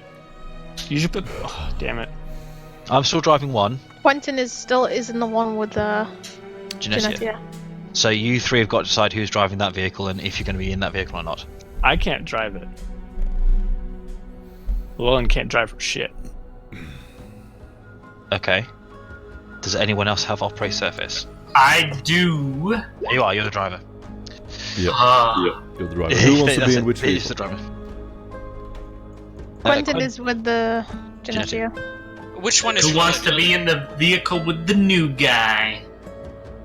Llewellyn does... I think Perrin should be in the vehicle with the new guy, just because Llewellyn doesn't trust him yet. Okay. I guess we'll go with that then. Okay, so let me sum it up. Janisha and Carl, you're in the same vehicle. Anyone else? I am the same person. I mean, Janisha you and and Carl Maria. are the same person. Okay, you and Maria. Are you in the same vehicle? Yeah. Yes. Okay. Along Who with else is there? Llewellyn. Llewellyn's in our vehicle, Llewellyn's and Alaric and And the rest Perrin are are in the other vehicle. Yes. Excellent. Yes. Then we move it there, and yes, driving across the bridge, you're on this massive bridge. You can smell the seawater below as you're driving. You all feel sort of euphoric, just looking at the beautiful landscape. It creates this strange contrast of the horror that you've seen, and just the colorful and almost magical nature of this planet. As you drive across this uneven bridge, it is such that you have to drive pretty slow. You occasionally have to stop, just remove blockades and different things that have been put up on the road, and you're never sure when something might happen to you. You'd have to stop the vehicles and sort of walk out, and you're always scouting, always looking over the edge of the bridge to see if you can spot inside the structure itself. And the bridge is massive. It is 2 stories large, and beneath the bridge is just this filthy, unholy place that you don't want to venture down. Yeah. Question: are bandits or raiders known to patrol these? From experience, Absolutely. yes. So the rest of the party would know this from experience. I can tell you the lore. Basically, the lords of Aventine are just these unimaginably wealthy people, and they hire off-worlders and discard them as soon as they don't need them. And the logistics of that is just send them out into the wasteland.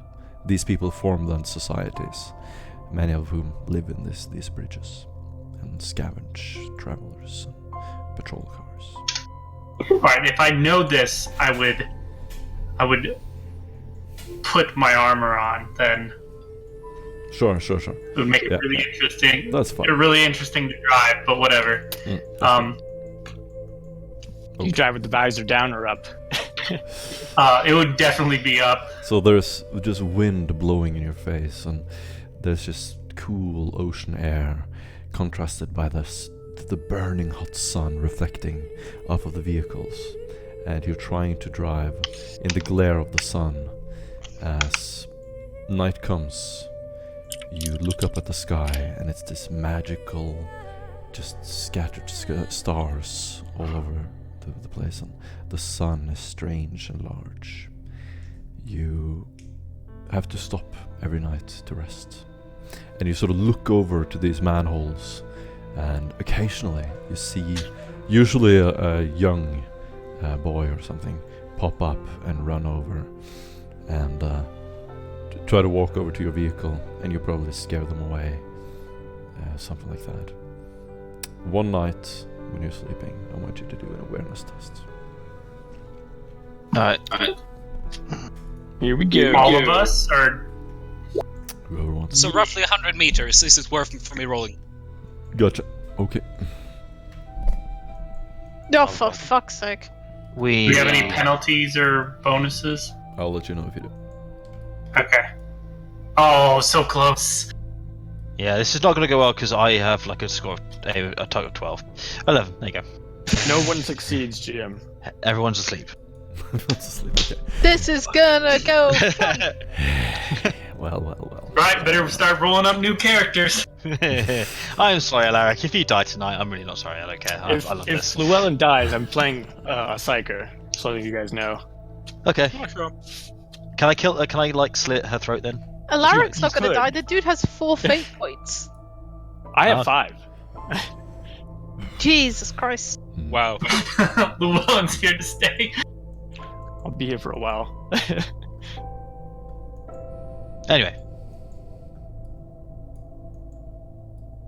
Waiting for the carnage, GM. Yes, we are.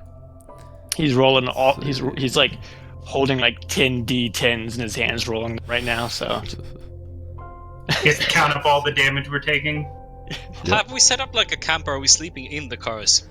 I imagine we probably sleep in So, the car. Right? the I would be, cars like, are in the pretty, truck the most bed, yeah. comfortable thing that you I have was gonna around. say, Making being in the beds truck on the bed would ground be is going to the- be extremely uncomfortable, and you have no way to really do that effectively.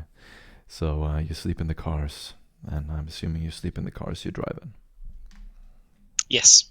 Likely, yes. Awesome. Welcome to the battle. And Quentin snoring. Adorable. Little snot bubbles. Yeah. I don't even know if you guys are picking it up. Okay, Yeah, I'm gonna we- take we're my hearing turns it. then. Yeah. None of you are awake. This is what happens.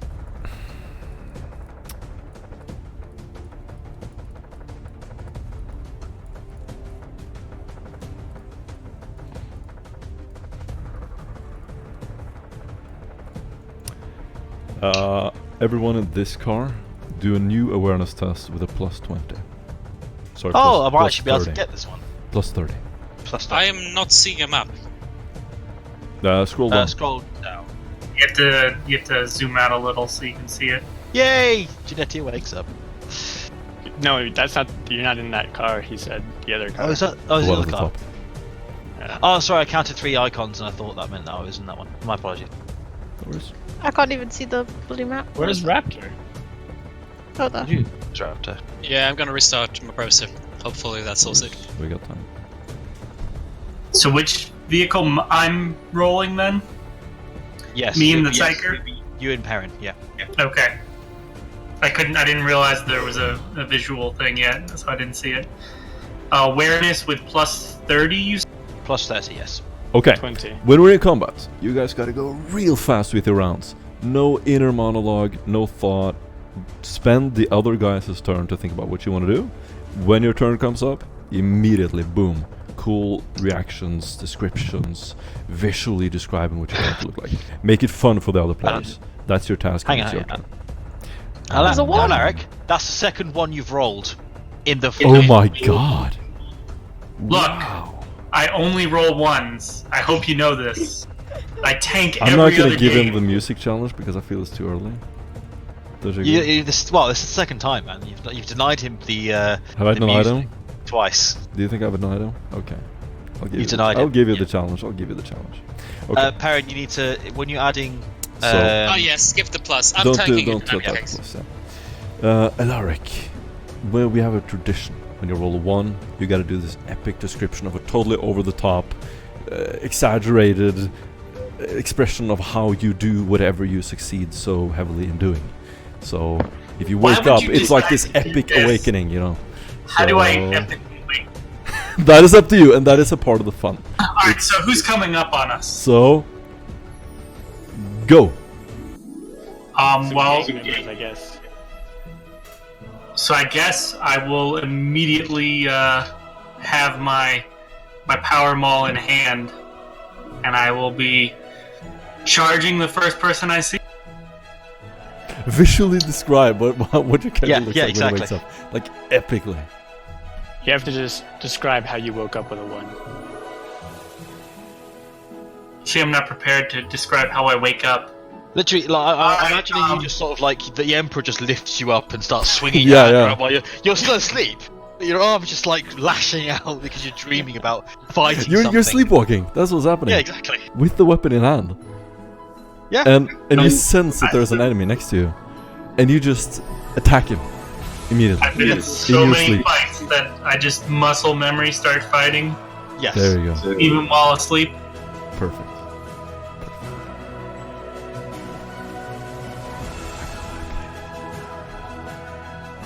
Okay. So do we have everybody rolled? I'll let you Yep. know.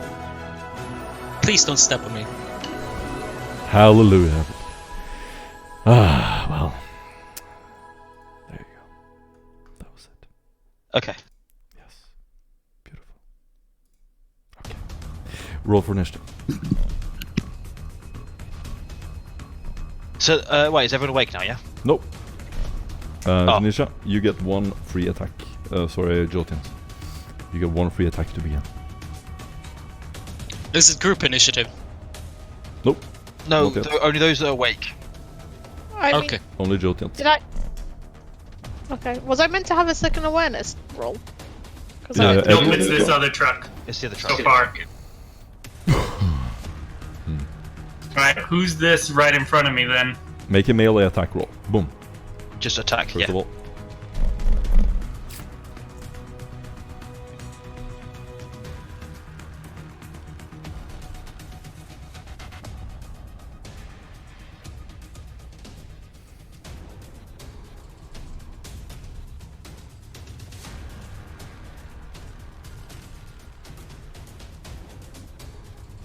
Are you rolling? Yeah, I'm Awesome. putting all the. Remember, don't press plus. Just if you want to add a bonus, just type the number. Excellent. That is it. Good It's hit. a hit in the left leg. Right arm. No, Right arm. Okay. 21 right arm. Yeah. Excellent. So you now the next part of a combat turn is to describe visually to the other players to help them visualize it, what it looks like to. Even though they can't see it as a characters, just like describe it how cool it is. What are, you said right arm? You slam Yeah. his right arm. Yeah. Well, I probably see a weapon in his right arm, so my bodyguard instincts take effect, and I bring down this power maul, and it's charged fury right on his arm, and it sends a reverberating shock and electricity through. So these sparks of electricity make some sound as they impact, and you can all do another awareness plus 30. Key.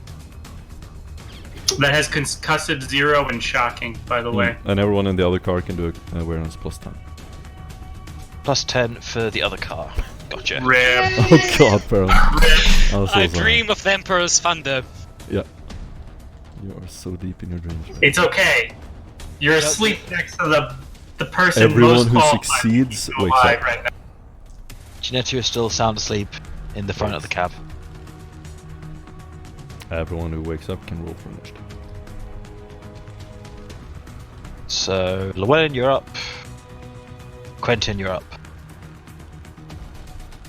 Yeah, Quentin kind of just suddenly his head just like shoots up, and he just looks around and is like, "Well, I'm guessing night time is over."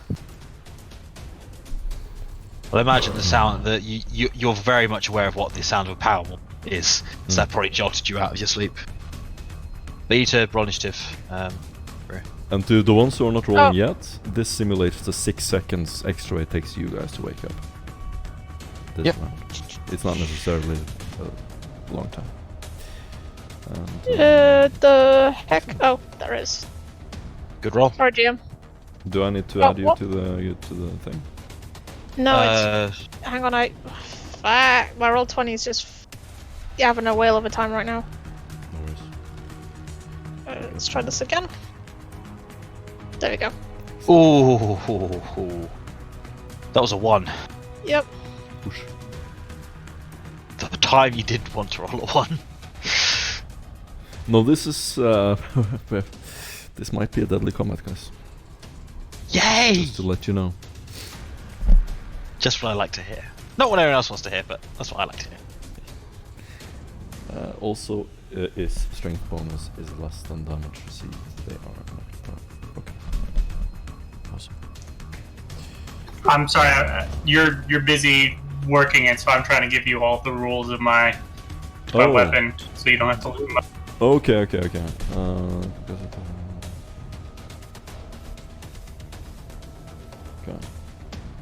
This just swats him aside. Yeah, no. You strike this guy, and he immediately just jolts back and lands on his heels, goes down in kneeling position, and he's gonna take some damage. How much damage does it take? It was 10, I believe, was 10. the energy damage. Okay. 10 with pen 4. Then pen 4. Oh god. Then he is bloodied. Great. So this guy staggers back. You see you've crushed a part of his arm. He drops a knife that he's holding in one of his arms, completely unprepared for the attack. You get out of the vehicle, and at that moment, Llewellyn, what do you do? You see two guys sort of sneaking around the side of your vehicle. They're crouched down. It's the middle of the night, and you just hear this thunderous roar. And you immediately jump out, spot this guy. What do you do? Llewellyn screams out, "Two arms! We're under attack!" And she slaps her right hand against her right thigh, sitting up. The light of a stab light clicks on in her right hand, illuminating the two sneaky people nearby. Of course, the first thing that she thinks about is how quickly can I help them burn, and immediately discharges her hand flamer. Sick. Awesome description. You get an inspiration point. And they have to try to get out of the way. Yes. Which they fail at doing. 11 pen 2. They make a secondary agility test or become caught on fire. Rip. So describe what this looks like. They both catch fire, and it's a perfect hit. In both of them. So as she unleashes this gout of promethium, the air smells of ozone as the people begin screaming. They drop their weapons to the ground and try to put the flames out on their melting flesh. You just hear this horrible shriek as one of these guys just bumps into the vehicle and falls over, immediately dead. The other one sort of rolls on the ground and tries to get behind the car. And he is almost dead. Alright.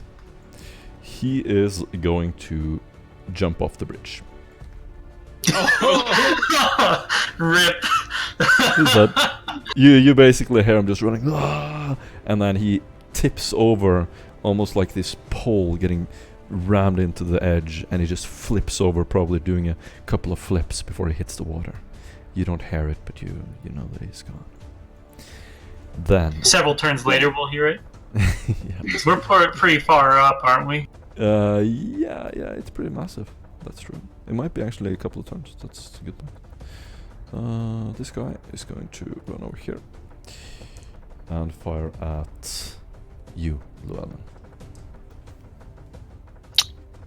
What is he shooting? He is hitting your right arm, actually. And he is shooting a las pistol. As it goes to hit her right arm, she jerks it forwards, flashing the light into his eyes and temporarily blinding him. His aim is off by just a little bit as it las fire singes by. Nice. He, you see him sort of duck down immediately in reaction to that. The other scavenger is standing next to you, Jotiant. He walks over to next to you. One of them has gotten into the vehicle and he's sitting in the driver's seat. He immediately turns around and you see he was searching the car. As he turns around, he lets loose this autogun. And you I will parry that since he's in melee range. I don't think you can. Can you parry a range attack? I can swipe. I can knock his hand out of the way, basically. Yeah. Knock the gun up. Also, he can't shoot a rifle in melee. It's not a rifle.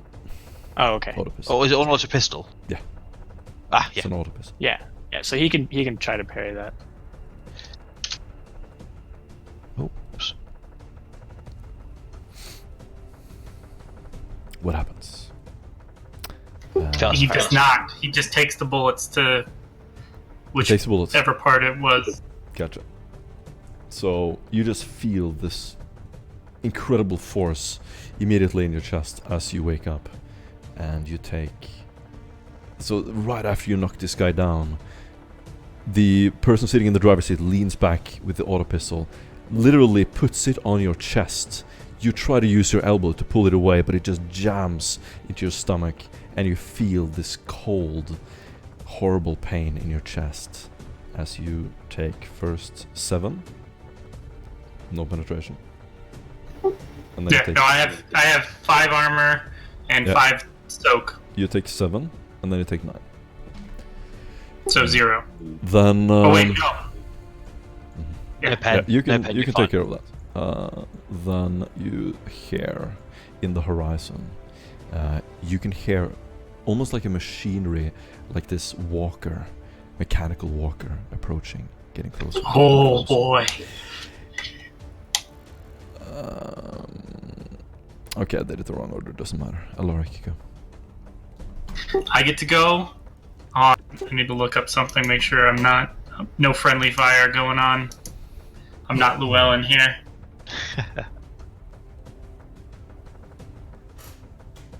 I want to use my Whirlwind of Death. But I want to make You can sure only it's not hit gonna. one guy though, so you should. There's only one enemy next to you. There's two. There's the guy in the front There's seat. three. And the guy right next to me. There's 3. That's the reaction. Oh, I didn't see these two. Mhm. Yep. So I'm just gonna swing at both of them.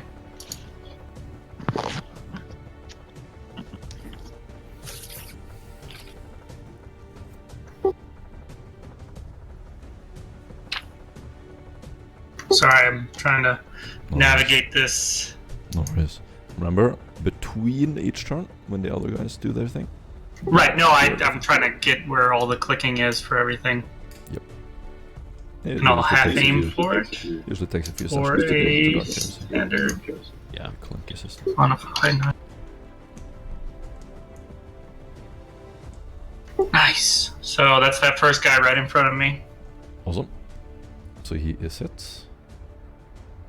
How much damage? Oh, Wow. Shit. that's a death. So number 4, is it? So is the aim gonna? No, the aim doesn't affect the second one. So, So it'll be number 4, no aim. the guy right on top of you, right? Yeah. And now the guy in the front seat. So this is a treat for you. You now get to describe in awesome detail how this guy dies. And for reference, you hit his torso. How does he die?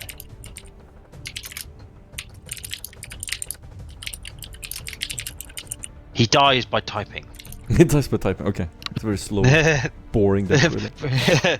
Yeah, very. Oh boy! So I reach back and the pain or the reverberation, like I feel the fear of the bullets because I've been shot before, and I just like the surge of adrenaline. I just like probably tear out the front half of the top of the seat too, as I bring them all down on them both, just cleave right through the two guys, send them reeling. Yeah. The guy goes off the bridge in typical fashion, and you just heard this loud shriek as he falls off and loses balance. Ah! And you can see, the last thing you see is his guts falling out, blood just running down his legs, and he's trying to stuff it back in As he's falling. completely unprepared for this kind of resistance. And did you say you hit someone else? I will shout, Yep. "The Emperor protects!" He struck. Nice. He struck the target in. He struck target 3 in the head. Thank you. How much damage? 17, pen 4. How do you want to do this? You basically you slam his head into his chest Well, I was cavity. describing both of them. That's why I wanted to Ah. roll the damage first. Like, So he I so- sent the first guy flying, and then my swing continues like into his head and the headrest of the seat in front of me. Right, because I'm in the truck bed, so the seat's between me and him, right? Yeah, exactly. Yeah. So you immediately dispatch of these 3 guys, and That's my full turn, though. So very nice. Then I'm gonna do the others. So Whirlwind of Death has only hit 2 targets. it hits anybody in melee range with me, which is those Up 2 to targets. your weapon skill bonus. Yep. Yeah, so the last okay. one as well. Between us, right? Yeah, you've still got to strike MB9 Raptor, MD19 Raptor. He's in combat with you. No, he chooses to make 1 attack per enemy. Up to his Oh, okay. degrees of. Oh wait, is those that? I thought that was my teammate. Is that No, another Raptor. enemy? No, Raptor that is is not that your is your friend. teammate. That is your teammate. Oh, He was Okay, supposed- that's why. He was supposed to be here, so I placed him as a thing. Oh, That's a- okay, that's a okay. good thing you okay. reminded me, Now it actually. makes much more sense. Wait. It Fair. says in the rules. It says you make a melee attack against a foe. Okay, well, it doesn't matter. It's fine. Oh, he sent me a message. Yeah, I can't be there today. He's coming next time. Alright. Good stuff. So that's that. And Is Quentin. number 1 stunned? Is it Uh, Quentin's turn finally? Yeah, he's done. Yes, it is. Quentin. Is number 1 the guy I hit first? Yeah. That's the guy hit Mhm. first, yeah. No. First off, I want to Did he do. get, did he get stunned or shocked by me? Yeah, he's done. So Quentin, upon seeing all this carnage and chaos and blood, he does what he does best, and he just kind of hops over the car, parks himself on the corner. Without hesitation, he whips out his handy plasma gun. He gives it a little bit of a stroke before he pulls it out, looks down the sights, takes a shot at the only man remaining. Awesome. Do. And blows himself up in the process. Shut up. Critical fail. Well, considering how in the book, like it says See, how you jinxed me. Well, no, you didn't Oh. die. Ass hat. You didn't die. So therefore, I didn't jinx you. No, I know. I just waited 10 minutes to do that. Unfortunately, the plasma bolt flies off into the horizon. It just illuminates the entire bridge. It's like this light that gets turned on, flashlight, and you're all illuminated by this bluish light as it flies off. And Llewellyn. Llewellyn throws her hand flamer to the backseat of the vehicle, and then she pulls out her trusty Gorgon chemical flamer, moving to the other side of the vehicle to make sure she doesn't, bathe it in glorious, purifying flames. She unleashes the flames, jumping over and licking over the cover of everything in this cone out to 20 meters. Sick. So you're releasing your flamer there, and wow. Okay. Let's roll for this guy. Oh, he fails. Damage. Damage will be... Am I awake yet? I screamed out, so... I'll let you know. Okay.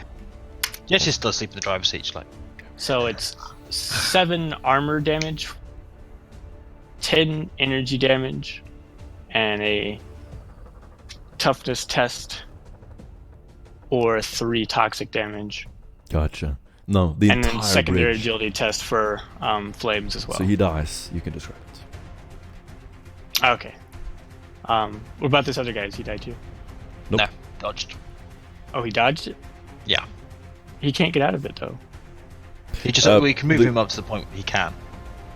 The guy, or it's not a guy actually, but yeah. It's a machine. How does he die? Alright, so as this, he's like ducking behind cover because I blinded him earlier. And as Llewellyn just braces this next to her hip, she leans back and takes a step forward so that she has a good stance. And this is visibly rocked as she pulls the trigger. So this giant greenish glob of acrid smoke and flame comes hurling out of her weapon. It's just this enormous cone of death. Everything in the cone is on fire and melting simultaneously.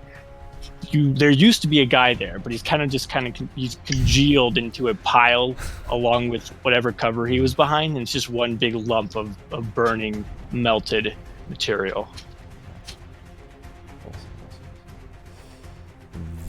Then let's see here. 4. Okay. And we're gonna do Ooh. some few things here. Puppies. Little puppies. Carl, go ahead and roll for initiative. Oh, I'm awake now. Yeah. Yay. Yes. Everyone is awake now. Okay. Then I'll roll initiative as well. Yes. Oh, hang on. I've got to select my token, don't I? Whoops.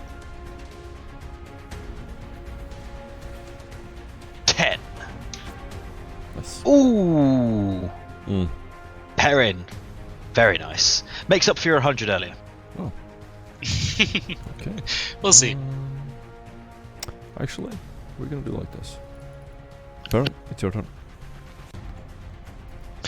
Yeah, so as I'm dreaming that I'm back on my home world. There's a thunderstorm and the rain is splattering my eyes, all over my face, down my body. And as I hear this thunder, I hear it reverberate louder and louder, and as it does, I wake up. feeling wetness on my face. I rush up immediately. Maybe I'm drowning. I don't know. And I unleash lightning on the last fellow sitting there. Awesome description. You get an inspiration point. And what can you? He's using psychic lightning. Yeah. Lightning. Yes. He's channeling his Emperor Palpatine. Exactly. Yeah, so 2 bolts will hit him for let's see here. D10 plus 2. Number 1, I'm assuming. Yes, number 1. Number 2. And pen 4 on both of those. It's He's gonna dead. hit the guy who's right in front of you. Number 1. Yes. Okay. How do you want to do this? Well, I rise up, gripping through my robe a small pouch with earth from my home world, before raising the same hand out and unleashing the lightning on him. And as it does, his face starts to slowly melt as his clothes steam from the energy unleashed into his body. It's literally the scene from the last movie. Yes. Lightning comes up. He turns into almost like a half skeleton. Smoke puffs up from his body, and he just leans up against the wall, completely dead. And then, Janisha. Yes. Hang on. Whoops. I've lost my screen. There we go. Janisha. Right. Janisha, upon finally hearing the commotion and the acrid smell of the Gorgon flamer, jerks away in her seat and just sort of scans around and just goes, "I've missed half the party." Gripping her shotgun from her seat, she then runs to the cover up here, racks slide once, and goes, "Having fun, lads?"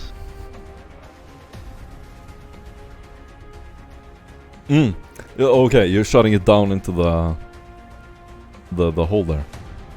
Yeah, but Okay. Yeah. No. As soon as you sort of look over the edge of the manhole. By the way, this is almost like, it looks like a telephone booth almost. It's entirely solid made of metal. And as you look down, you see 2 men climbing up these stairs. Okay. Do I have... That was a full move, so I can't do anything about them. Can I? I can't shoot as a full move. No. So... well, that's me done anyway, so yeah. Cool. She just gives him a shit-eating grin and pulls her head back and just waits for them to come up. Awesome. Then you suddenly see these 2 mechanical dogs just bolting across the bridge. They are super fast. One of them reaches you, Llewellyn. The other one gets over here. And you also see or hear some pretty massive machines in the horizon, depending on where you look.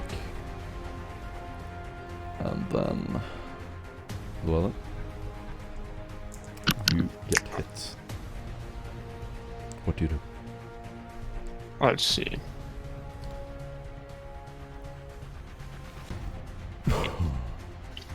As this Cyberdog rushes forward and leaps at No, Llewellyn, not the she Cyberdog, jumps- sorry. It's the servo automata. Oh, I'm sorry. What kind of weapon is it? Auto bolter. These are dangerous. Oh yeah.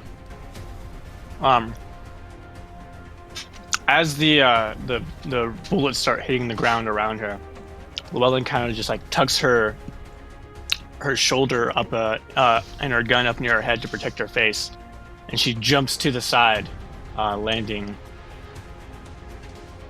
just out of the line of sight of the bullets that would have annihilated her a mere moment before. So you dodge 1 attack. I got one attack, yeah. Unfortunately, he hits a lot of times. That's gonna be... Whoosh. Yeah, this could be bad. So, first, you take to the right leg. You take 9 explosive damage. Pop. Bang. Penetration 4, 9 damage. 9 damage. You got pretty good armor, haven't you, Gordon? Oh, that therapist. Then you take 15 explosive damage, also to the right leg, penetration 4. And you just feel your leg giving in as the explosive rounds are tearing through your armor. And finally, oh my god. Finally you take 15 explosive damage, pen 4, to the chest.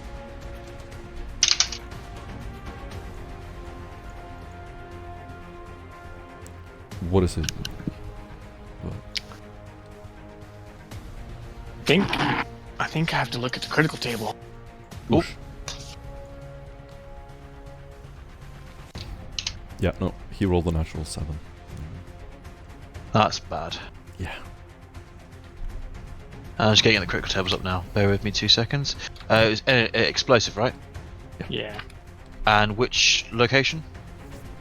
What Right was leg, the right last leg, one? body. The last body. Last one. Body 7. Yeah. The explosive force of the attack ruptures the target's flesh and scrambles his nervous system, knocking him to the ground. The target is stunned for 1d10 rounds and is knocked prone. He also suffers blood loss and must take a challenging toughness test or fall unconscious. Oosh. Okay. You are Do 1 it. point from death. So you're unconscious for 2 rounds? Yep. Gotcha. No, stunned. Stunned for 2 rounds. Some for And sure. Okay. Toughness test to see if you go unconscious. No. Fine. Excellent. Awesome. Okay. You're also prone as well. So she just gets shot a lot, and so she like dodges the first bullet, and then gets hit in the arm, hit in the leg, and the shot in the leg like throws her leg backwards. She starts to fall forward. Then she gets shot in the chest, and then gets thrown into a backflip backwards, landing, knocking her head on the ground, and she's dazed. Awesome. Bleed. Reminder, you guys can use inspiration points to reroll dodges. Yes. I don't think it would have helped me any. No, but it was pretty good as it was. It would have been awful with the first hit as well. So that's gonna be a lark.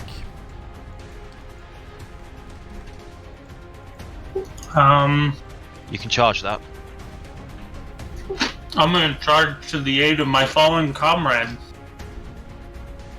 Yes. So during your turn, you can, for instance, grab her and try to pull her away. You can try to assist her, help her. Run up right to this. What? No, that was a question towards GM during the sorry. charge. What? During the charge. During the charge, what?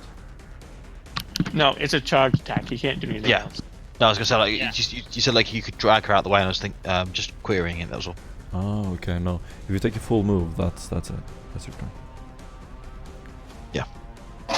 It's a charge attack.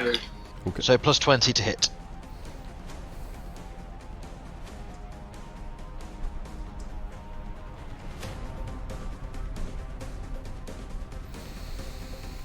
So I'll just do full aim. Sure. Oh no, there's you charge. can't. No, you It's just don't a need charge. to. You just get straight plus 20.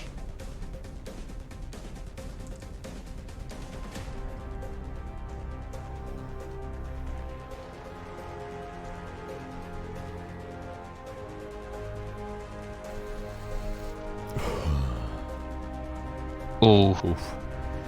I missed. So you hit the ground next to it. It immediately just jumps out of the way instinctively.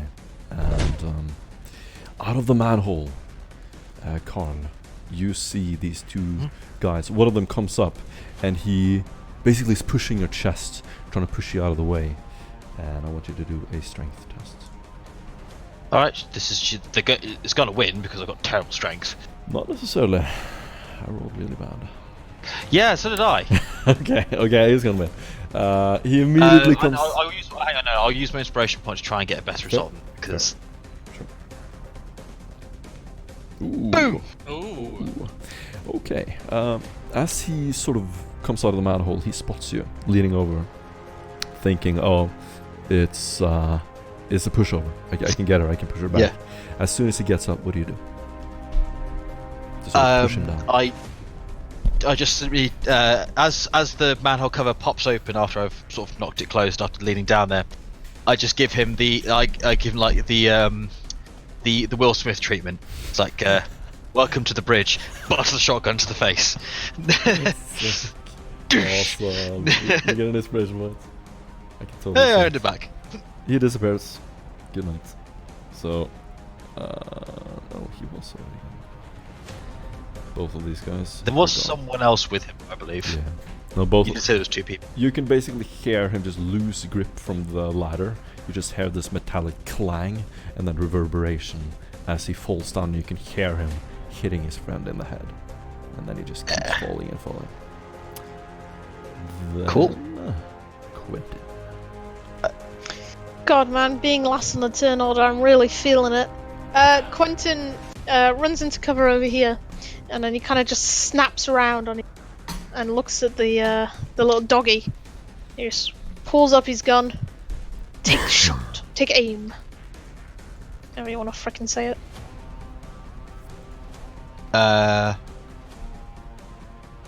For the love of Jesus Christ. Oh my god. Oh.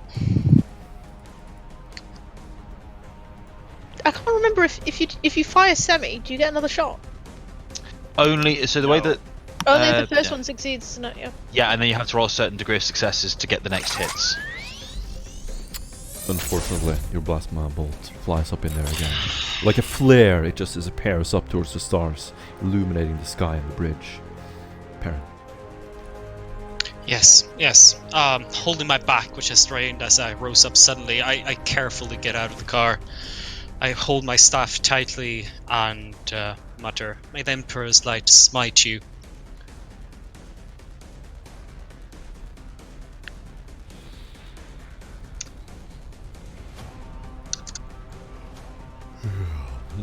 As I'm provoking psychic phenomena.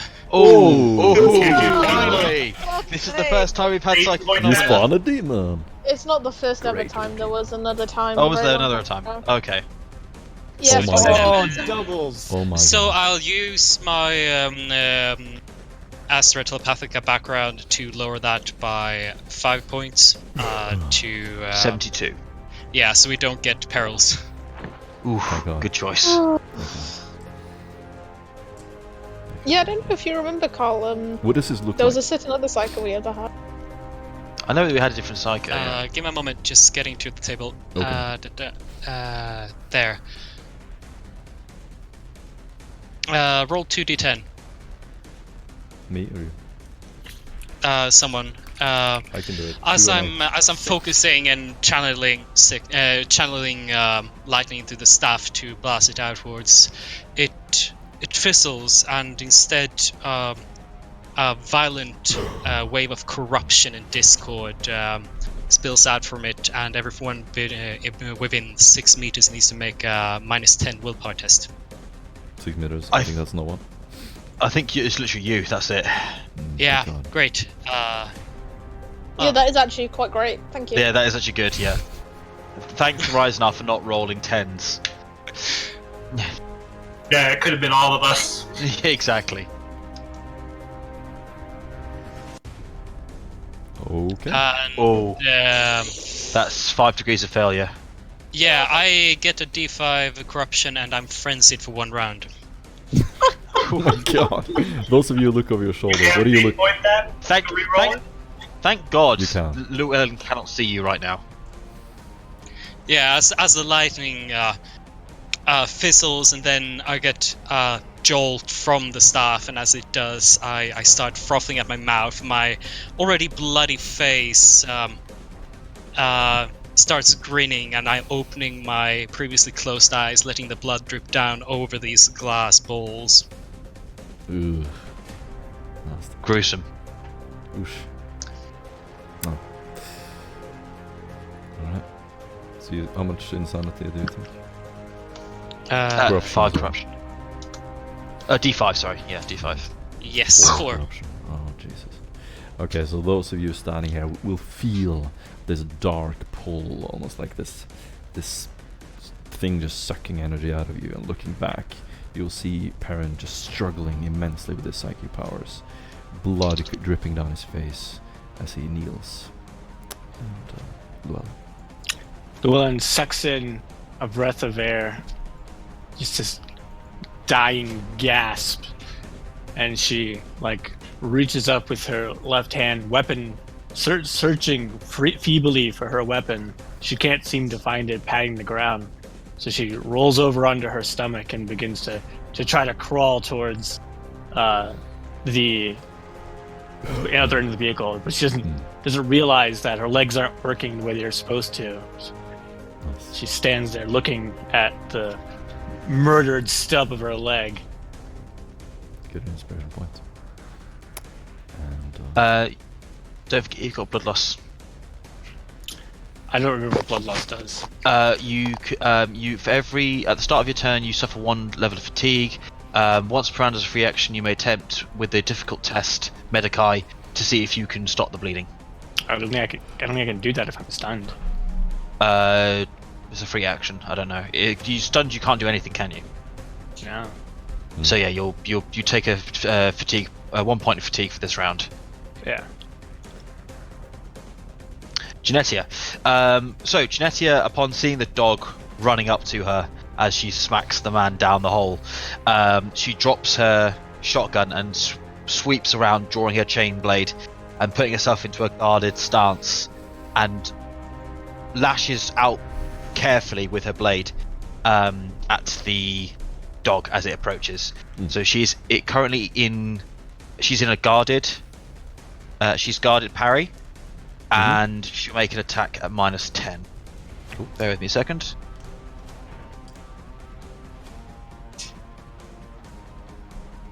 I'll put it as lightning attack because it's +10, that works. She does not hit, but she gains a +10 to any parry attacks, parry attempts next round. Cool. Chainsword goes above the mechanical dog. Sort of splinters flying off, and these sparks just flying across the bridge as you barely hit it. Miss it. The heretics, one of them is going to just start walking out in the middle of the bridge, assessing the situation that these opponents are about to be defeated, and it's safe to come out of cover. He is going to open fire on you, Alaric. Okay. And he hits. What do you do? I will dodge. He's rolling extraordinarily well, I just need to say. Well, a successful dodge will reduce those by 1, so at least that counts for something, right? Yeah, for sure. No, a dodge is with decrease of success, so you can re-roll that with an inspiration. Can I spend a fate point on that? You don't have to. You can do an inspiration point. What'd you say? Inspiration. You can use an inspiration. To re-roll it. Okay. I wasn't sure if I had one. You do. Everyone does. Everyone's You haven't used it yet, so. That's more like it. 4 degrees of success. 4 degrees of success. Oh, 5 degrees of success, technically, because it's the first one. That's 5. This looks insane. Best spent inspiration, hands down. Yes.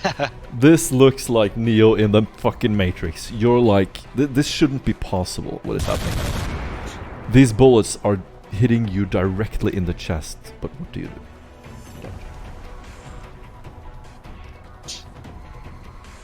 How does it look when you dodge? Yeah. How does it look when I dodge? Or what about it Yes. you is it that makes these bullets dodge somehow, or just describe it or whatever. I think since I'm facing the dog, I'm presenting a smaller silhouette, but I think I take a couple rounds to the shoulder or something as I duck, and they deflect off my plate mail. And it's like, so it just like zings off of it. Yeah. So the rest of you see these sparks as he sort of braces with his shoulder, and his armor makes these rounds explode, but they just fly off in the behind you. And just as that happens, you see a really big motherfucker walk down the bridge. This does not look good. Actually, he's gonna use his sword. He can move pretty far. Yeah, he's gonna run. And, Oh, okay. Well, that makes me feel better about running. And I thought he was just gonna like move that far and then just open fire. that would be like a teleport, like instantly. No. And his friend here is also gonna start moving. In, like, behind them all, all of you, when you look over in that direction naturally as you see these huge machines coming, you can just remember between the smoke and the lights and all these sort of particles and explosions going off, you can see this man standing there in a dark hood, and he's just standing carefully. It looks like he's looking down at some kind of apparatus.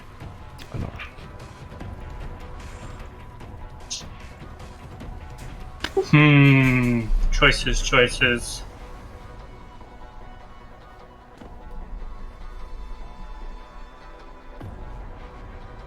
You're still in combat with the dog. I forgot to Right, no, I know. I'm gonna... but I'm sorry, I forgot to attack with the dog. Aloric, he attacks you. I believe I will parry. I believe you already have used your dodge. I have step aside, so I get to... Yep. Awesome. Nice. It's like a prerequisite if you're going to play a melee character. You have to get a step. Yes. And as soon as he goes in to bite your leg, you sort of just kick him in the snap, and you hear this loud beep, which is unexpected. And I get to retaliate because I have counterattack. Very nice. And yeah, he has no dodge, so if you hit, you hit. Oh, not quite. Close.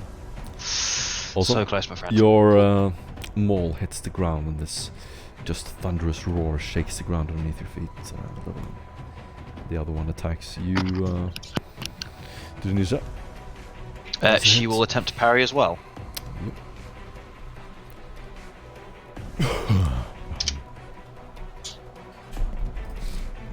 She parries. Also, it attempts to bite your arm, and you punch it in the snap. And then, Do I also get to beep? Yeah, you also get to beep. The manhole opens again. Now it's my turn. Yeah, Alaric. Go. I will attack.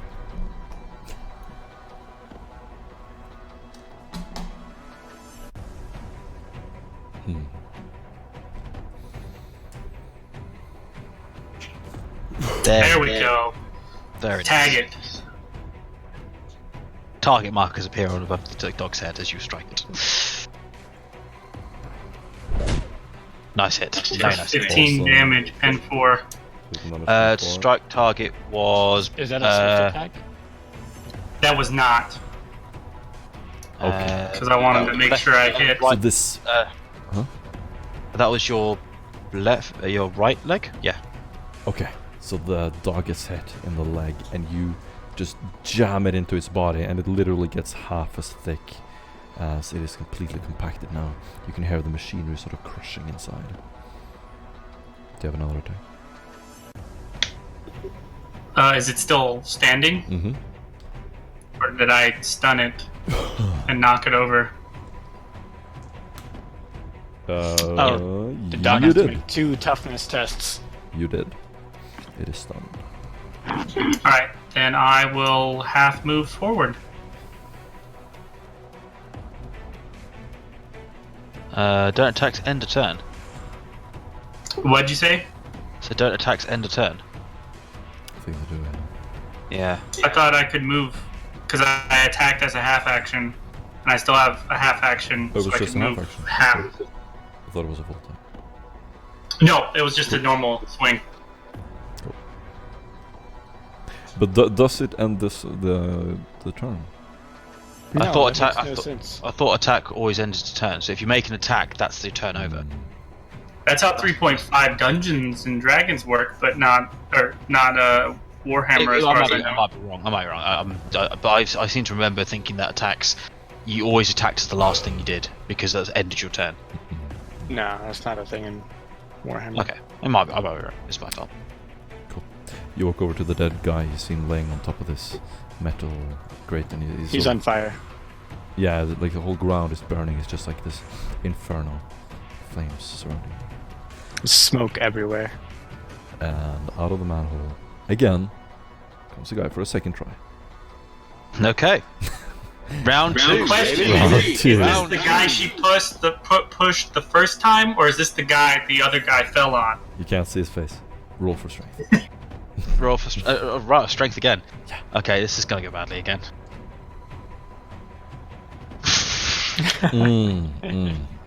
Now, question, guys. No, no. You I have will- inspiration. I will use the inspiration to try and defend myself better. Cool.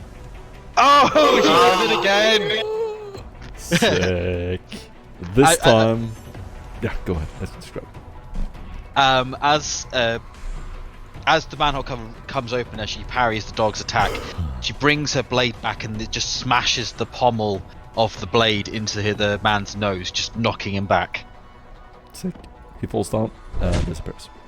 This time you slam the manhole shut, and you're pretty sure they can't get through. Awesome. Very well done. Quentin. Right. Quentin is going to take aim and shoot at the servo automatic. Yeah. Yep. Maybe aiming will help him. Aiming can help. It is a good idea. Help, yeah. It will The dog improve your is- I think chances. this is short range. This point blank, isn't it? What's the range of your weapon? No, it's a short. 90. Point blank is 3 or less, isn't it? Oh, 3 or less is okay. Short Yeah, range. yeah. So no. Yep. Short Point blank short range is half of your Weapon up to half your weapon. Yay! Awesome. Yes. Good shot. I love it. The semi-auto as well. Do I get another hit? Oh, you know, you have Yep. to use a full auto in order to get more If it's a hits. semi-auto, I believe you get another hit. If she has a semi-auto. For every 2 degrees of success, you get another hit up to rate of fire. Yeah, which is 2, I believe. Full You get auto 2 is hits. every success. Ah, okay, yeah, that's that's true. 3 Yeah. hits. With So do semi-auto. I just roll damage 3 times? So you shoot semi-auto. Yep. Awesome. It Okay. has three rate of fire. I think Yeah, it's Versus- versus 3. Versus Is it? 3. Nice. Oh, it's 2. Oh, it's 2? So you Yeah, 2 it's hits 2. then. Yes! Damn, dude. So That's that's why plasma guns are damage. That's why you take them. 11.6. That's gonna hurt. And that's a headshot as well. Both shots were on the head. Sick. Let's do something. So bad. Well, my positioning didn't matter, but I'm glad it doesn't matter. That's a good problem to have.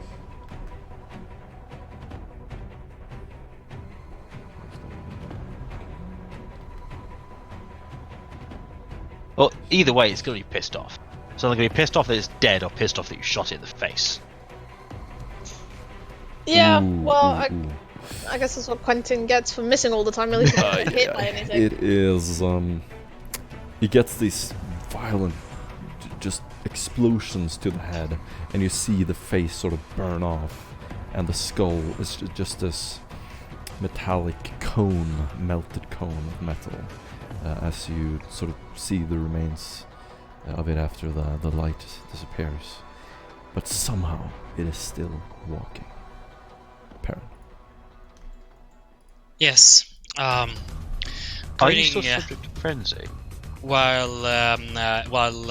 holding his staff, he's looking towards his cyberdog, and frankly, is that too much car in the way for a charge? No. That's fine. Yeah, so he's grinning wildly. He's changing the grip of his staff, and as he does, he rises, and the stoop you've seen him with, and the slight limp he's been walking with, disappears as he charges madly and swings with his staff like a baseball bat. I picture this old man with just blood in his eyes, just running at full speed, limping, his hips maybe giving him a little Put bit. the dog out. Do it. You can do it, Quentin. Perrin. Can I take a willpower check to see if I get spooked by Perrin's appearance, because it's rather unsettling. Yes, awesome, I love it. Yes. Role-playing. Extra role-playing. Too bad you don't have Why does he have a 50 weapon skill? What is this? They What charge the 50 Plus West 20. This plus charge- charge 10 plus from 20. frenzied. and plus 10 for outnumbering as well. 24. So you actually get. So this old man who looks like he's just got out of the shower with his morning robe just goes running down with his staff. Looks totally insane. Yeah, no, like Jeanette is probably not going to be particularly. It's going to be a bit pairing. And I scream as I strike with all the force my thin arms can muster, and I do 12 impact damage. To the right arm, so right foreleg, I suppose would be for a dog. Well, it is absorbed by the armor, but I wish it wasn't. It's epic. Oh, The dog sort of gives in, and you see, if you've seen these robots they're making, when you kick it over, they sort of auto-stabilize. Oh yeah. And balance the weight, and then he immediately just stands there like nothing happened. But it is a very powerful blow. You should be proud. I am proud.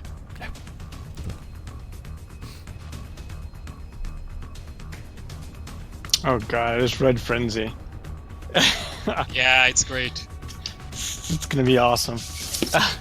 I'm gonna snap out of it next round though. You Yeah. can't, it's for the end of combat. Yeah, if it's defeat, I'm frenzied for 1 round from my warp effect. Oh, okay. I thought it was like for the rest of the combat. Oh yeah, that would have been insane. Psycho melee monster. Llewellyn rolls over one more time, tries to, she grabs her chemical flamer and uses it as like a crutch to try to stand up on her ruined leg. She takes in a sucking breath and realizes that the breath that she takes isn't going through her mouth, but instead is going through her chest. As a sucking wound bleeds out all over her armor, she falls to the ground again. Second fatigue. Oh, Jesus. Yep. I might have to do something, Genetia.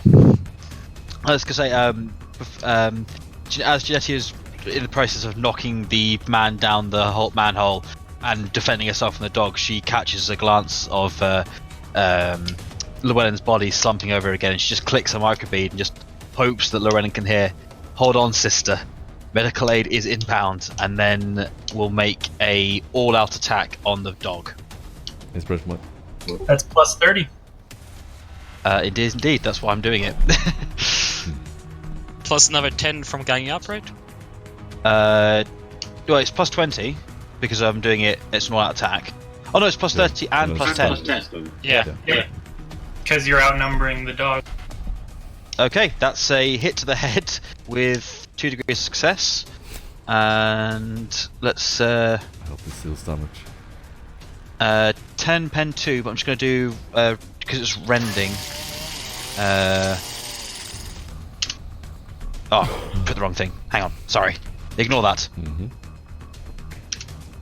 What the? I'm not doing that. Slash R. Yeah, I know.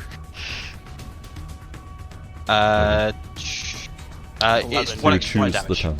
Oh, it'll be 11 damage. It'll be 11 damage. Sorry, yeah, it'll be 11 damage. Pen 2. Yeah. Unfortunately, doesn't do much. The dog sort of falls back, leans down on his front paws for a second.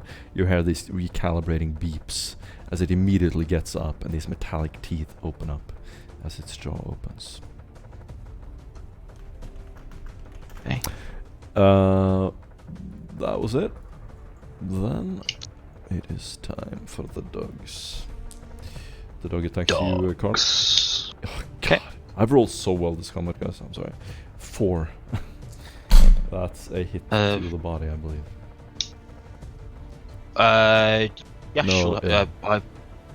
A 4. That'll be a 40, so that would be torso hit. Yeah. She can't dodge because she made an all attack. So. Cool. That is a... Just roll really low in damage. That'll make up for it, GM. I'll try. Oosh. Well, it's not that bad, I guess. It is Go. a 9. 9. Pen. 9 Pen. impact damage as it... No pen. No pen. It basically opens up, and you see these electric sparks of the blood that is on its teeth, and they sort of crackle for a moment, and as it hits your your chest, you feel this jolt of energy through your body, and it is a shocking attack. Genetia grunts as she feels one of the fangs only just make it through her armor, and also just her constitution keeps her up. But if it's a shocking attack, I do believe it needs to take a toughness test. Is that correct? Yep. With no modifier. She Oh, ignores the shock. She's felt worse when fighting pirates on board her ship. Exactly. Awesome. The other dog is still unconscious. How? Yeah, if he's stunned, yeah. So, he had to do 2 toughness tests, so he could be stunned for several rounds. Yeah. I roll a really high, I think, so it's not for a long time. The servo automata is going to walk here. Then it's going to do a close range attack on you, Joviant. Is it in melee range, or does it have reach or something? No, it's just shooting. And, I think that's what it means by short range. It just means that no, I mean it's point blank range. Oh, And, right, yes. I shit you not. I rolled an 8. I have rolled under 10 4 times in this combat. Ouch. This is insane. Yeah? Do you want to dodge? Yes, sir. Okay. I recommend that. Highly recommend it. Is it full automatic? Is it like 5 bullets? Yep. Yeah. Oh boy, GG. 5 or Dodge, 6. dodge roll 1. You can do it. Shh. Can I spend a fate point on this? Yep. You can. This seems kind of important. Well, this could be the end of your character right here, right now. That's That's better. one Yes. You might want to spend Yes. 2 fate points to get that plus 10. Oof. Does that also give me a plus 10? Is that how that works? Then you're burning all your fate. Don't do that. You could do it. You could do it. If you think it's important. It would It let you did- it dodge doesn't- 1 more bullet, is what it does.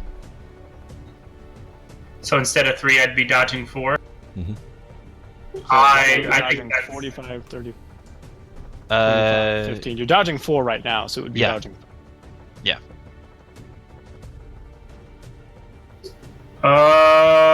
So 3 or 4 bullets. no, Same. 4 or 5. It's 4 or 5. 4 or 5. I think I'll just take the 4. But no, I think it's 3 or 4, isn't it? 45 he is has- 1, 35 is 2, 25 is 3, 15 is 4. Yeah. You rolled an 11. 1 degree of success because for past the roll Do plus you 3. dodge an extra for every 1 degree of success? Yes. You reduce the enemy's degree of success by your degrees of success. So basically, yes. So, yes. So me succeeding reduces your degree of success by 1. That Or no, And then my no, I need to is re-dodge that again. really how it Hang works? on. Are you sure? After a character is hit from attack, before damage is rolled, he can attempt to negate the hit by making a dodge or parry test. A character must be aware of the attack in order to make the test. If he exceeds, he gets out of the way at the last moment. The hit is negated and attacks could have missed. If obviously fails, it counts 1 as hit per hitting. degree. Yeah, that's it. Yep. Okay, so you okay. Awesome. You can dodge 4 bullets then. Alright. 4 bullets sounds good enough to me. Nice. Nice.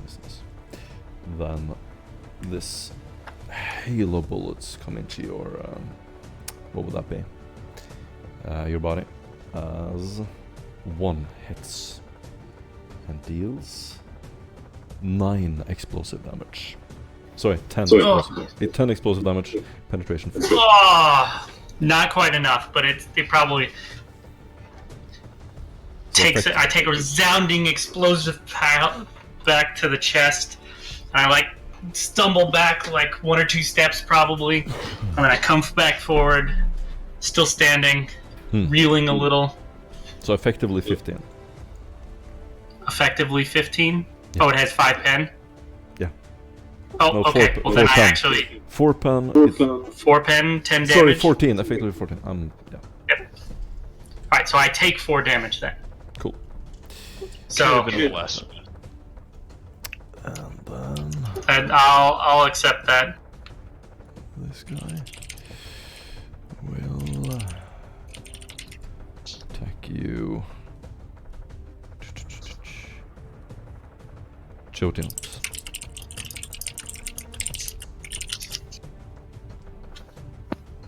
Finally not a low roll.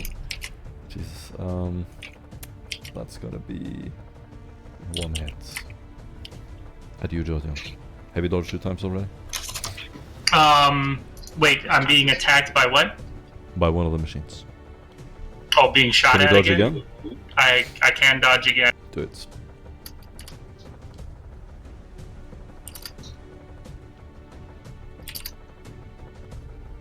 Are we going to end up prisoners of these rogue mechanic? Your Oh, whole land to the campaign.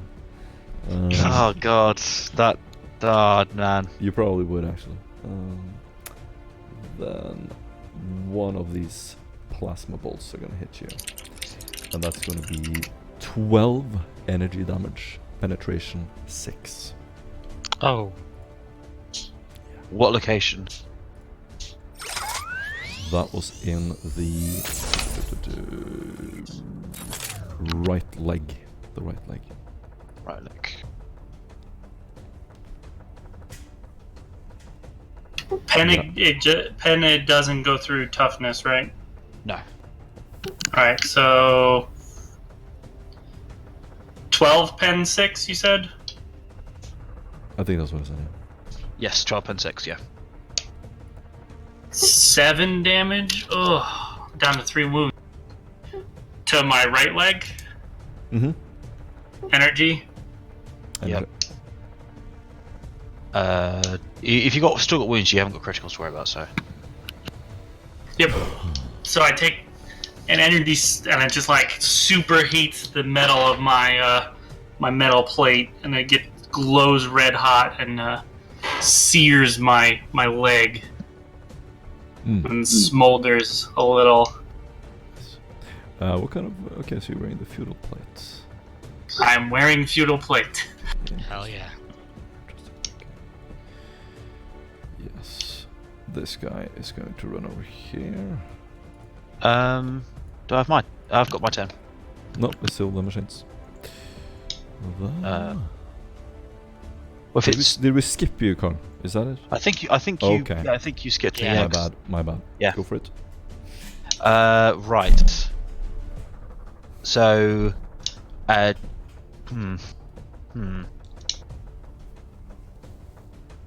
Genetia is going to attempt to disengage from the dog, and so she gets a half move. And I can't really go anywhere. That's the problem. If I disengage, can I still stand in the same location, or do I have to make that half move? What would be the purpose of disengaging? Okay. So that so it's basically she no longer is in combat with the dog, and so that she can be free to move next turn, And so that you still have cover? and so that I still have cover. Okay. Yeah, you can move there. Okay. Yes. Then the other guy here is going to shoot at Jotins. Nope, I can't dodge this time.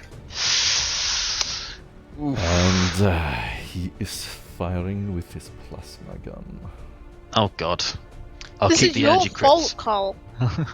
Stay away from the D100. I can't help it. It's so beautiful. Now Jyoti knows exactly why I reacted the way I did when Carl said he was going to roll. And you'll understand why I rolled as quickly as I did in order to make sure that the roll did count from my roll, not anyone else's. This massive energy bolt just flies across the bridge faster than you can notice, and it looks like a flare being fired out of a gun.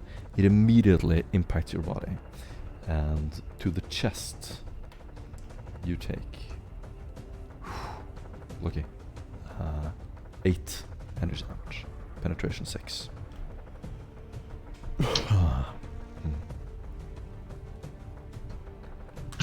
So that puts me right at 0. Okay, no criticals yet then. Then you take Tanking. Then you take 17 energy damage, pen 6. That's dead. 17. 17 energy damage, pen 6.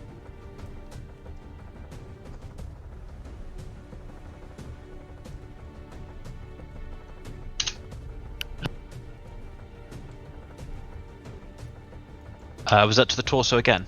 Yeah. Both of them to the torso. I take 5 less critical damage down to 12, which doesn't help. But The target is completely You encased. soak 10, so you take 7. You're at negative 7. Oh wait, hang on. so then I take 5. No. So you take 17, right? The Okay. pin 6 ignores your armor. You have 5 toughness, and you have true grit.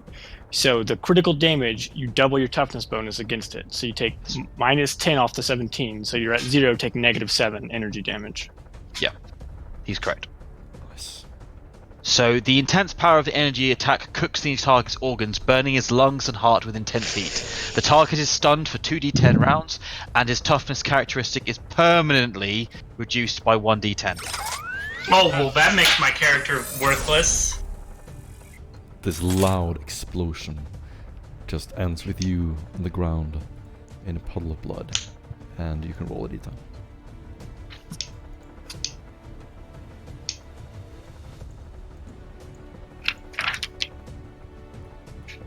Okay, so it is reduced by 4. You can use your experience to increase it again, so it's not the biggest deal. The guy with the hood moves closer. And I have to roll 2d10 for how many rounds I'm stunned? Yes.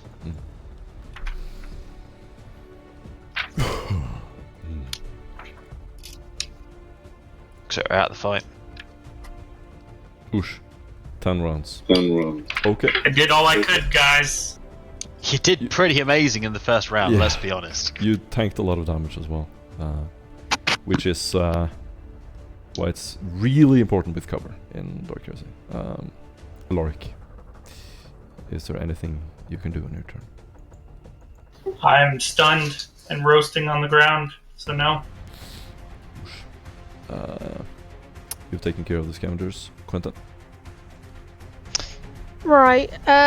Quentin is going to take a shot at. Nope, we're using the wrong thing. At this guy. Yep. He's only covered at his legs. Yep. Actually, at your angle. He's I don't even think he's really covered, is he? No, not in your angle. Yeah. You should just.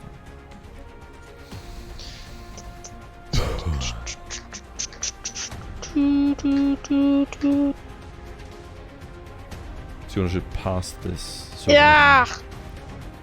Right. So Unlucky. he aims up, he takes a shot, he misses, and then he's going to sidestep to get further behind cover here. Remember, guys, you've got your fate points back. Yeah, but you can't re-roll. You can reroll Shooting attacks attacks. with fate points. Oh, just not Yeah. with inspiration. Not with Yeah, inspiration. that's it. No, I'm still going to save my fate point. Cool. He sidesteps back behind cover and takes a deep breath, trying to steel himself about the fact that his comrades are falling all around him. Fair. Right, muted. Yes. Perrin comes to the grin disappears, and you see him freeze for a moment before he decisively takes 3 steps forward, and you get a free attack there. Okay. That is a hit. Right, let's do this. This fantastic thing It's a called a hit in- dodge. in the left arm. But I might dodge. Hopefully. Oh no, I didn't. Just not. Yeah. You take 11 impact damage. As Any it- pen? No pen. 11 No. impact damage to the arm, and it deals shocking damage. Toughest test. Shit. Actually, I'm gonna say that's his secondary attack, and you just take the normal attack, which is a little bit more damage. So 13 rending damage. Yes, I'm down with 0 instead. Mhm. And yeah. Please, deactivate. And I will try and dominate him. Nice. So, who are you dominating? The handler. The handler, all the way in the back. Yeah, he's just within range now, 20 meters. I'm gonna make you do an awareness test. +10. Oh, sure. Yeah. Boss this test. Even though you can't see, it still is awesome. Yeah. No, you sense him there and you can sort of pinpoint him immediately within 6 seconds. What happens? As this happens, I try and make an opposed willpower test. Then I assume that it fails automatically if I'm not beneath my threshold. Mm-hmm. Yep. So yeah, that just fizzles. But maybe he will still listen to me with the pleading.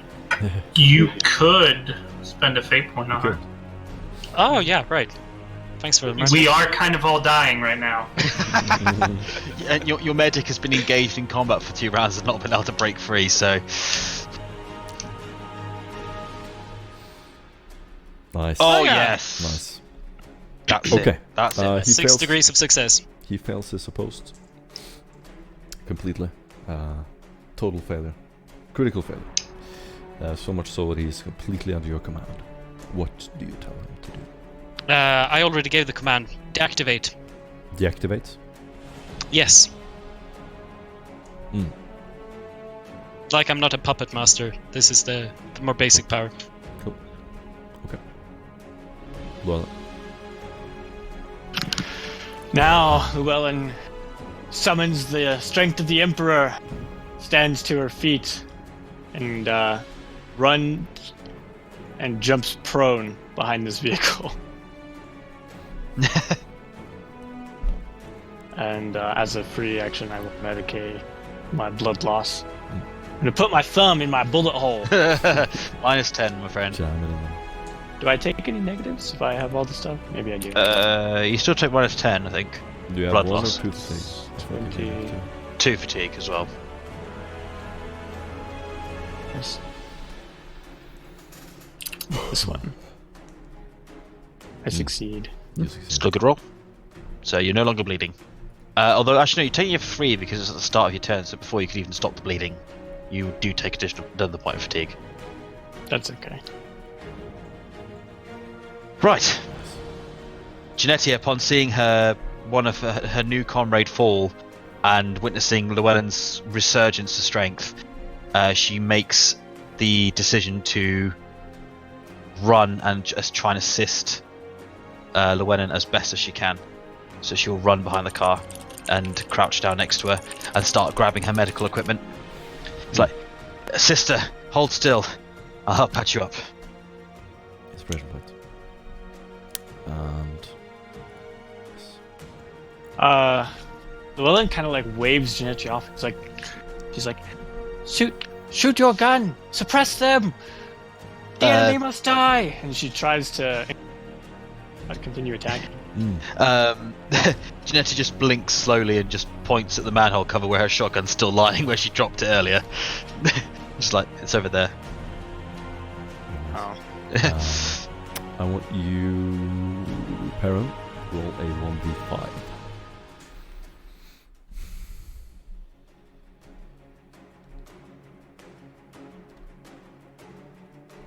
Oh yes. It's not necessarily good. It's for something else. No, it's not something good, but one I always Yeah, take with ones your as good things. soul set that would good, yeah. What actually happens is, Perrin, you look around, and this machine, that machine, all of them immediately shut down. The dog falls lifeless to the side. This one goes down to his knees. This one has already fallen. And this one falls down. So, to recap, this one, that, this, and this. All but the big dude. They all fall asleep. I'm not liking this standing in the open. And then, Stop standing in the open then.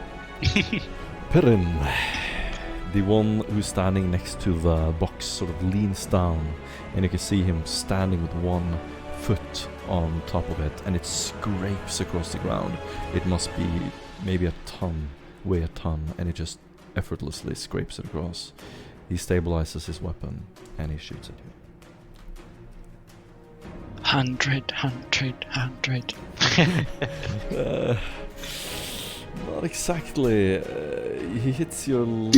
GM's hack dice are the bane of every game. 13.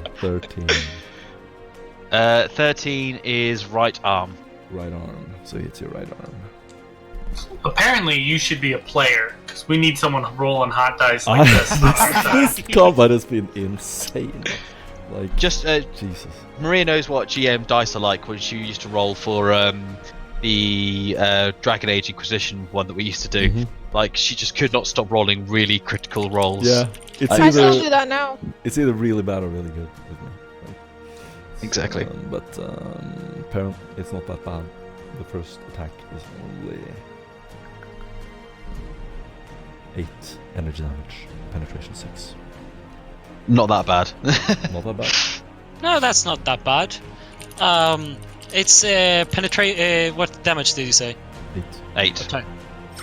What type? Explosive. Energy. I've got energy crits up if you need me to read it out. I'll read myself Okay. in a moment. There we go. Yes, 8. You said. Yeah, the arm suffers superficial burns, inflicting no small amount of pain on the target. It suffers D5 levels of fatigue and can only take a half action during his next turn. Gotcha. That is his attack. This dude is going to run down here. Alaric, you're something. Stunned. Yep. Quentin.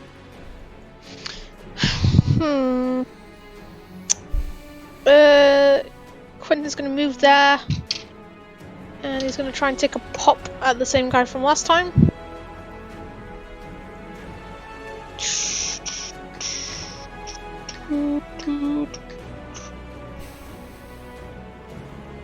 Fuck! I'm gonna use a fate point. Right, let's just do this. Mhm. Because at this point I'm just never gonna hit anything. Since Alaric went down and she has nobody to stand between her and the enemies, or There we hidden go. the enemies. So that's 3 hits again?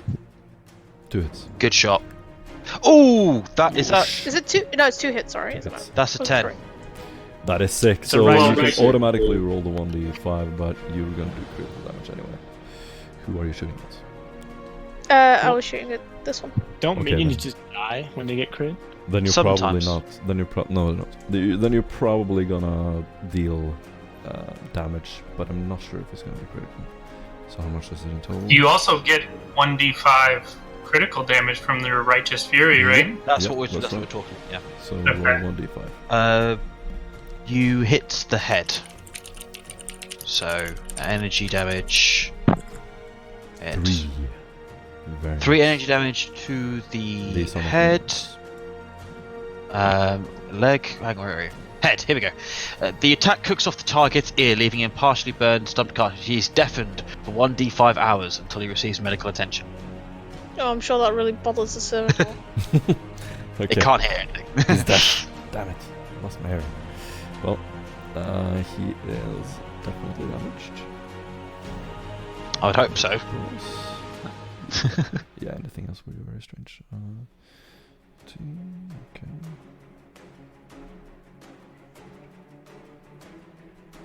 Oh, Marie, you do not want to take an energy critical to 6 to the face for you. Got a helmet. Well, no, it's just reduces fellowship Reduces your perception by fellowship 1d5. score. Yeah, Also, the one thing that you're amazing at would be reduced. Kind of like me with my Okay. lungs burning right now. yeah, Exactly. you fire 2 shots and you see him sort of get hit once, and this huge blast of metal shards spill out over the ground. You see these sparks start to go off, and something is clearly wrong as he sort of sets his foot down and it buckles under the weight. But he's still standing. Well, it was a good use of a fate point at least. Needed to happen. Baron? Yes, standing there, leaning heavily on my staff as my right arm is slowly melting away. I plead again. Please deactivate. smelling another willpower save. Yeah. Yep. Horrible fail. Critical fail. Once again. And you can roll another d5.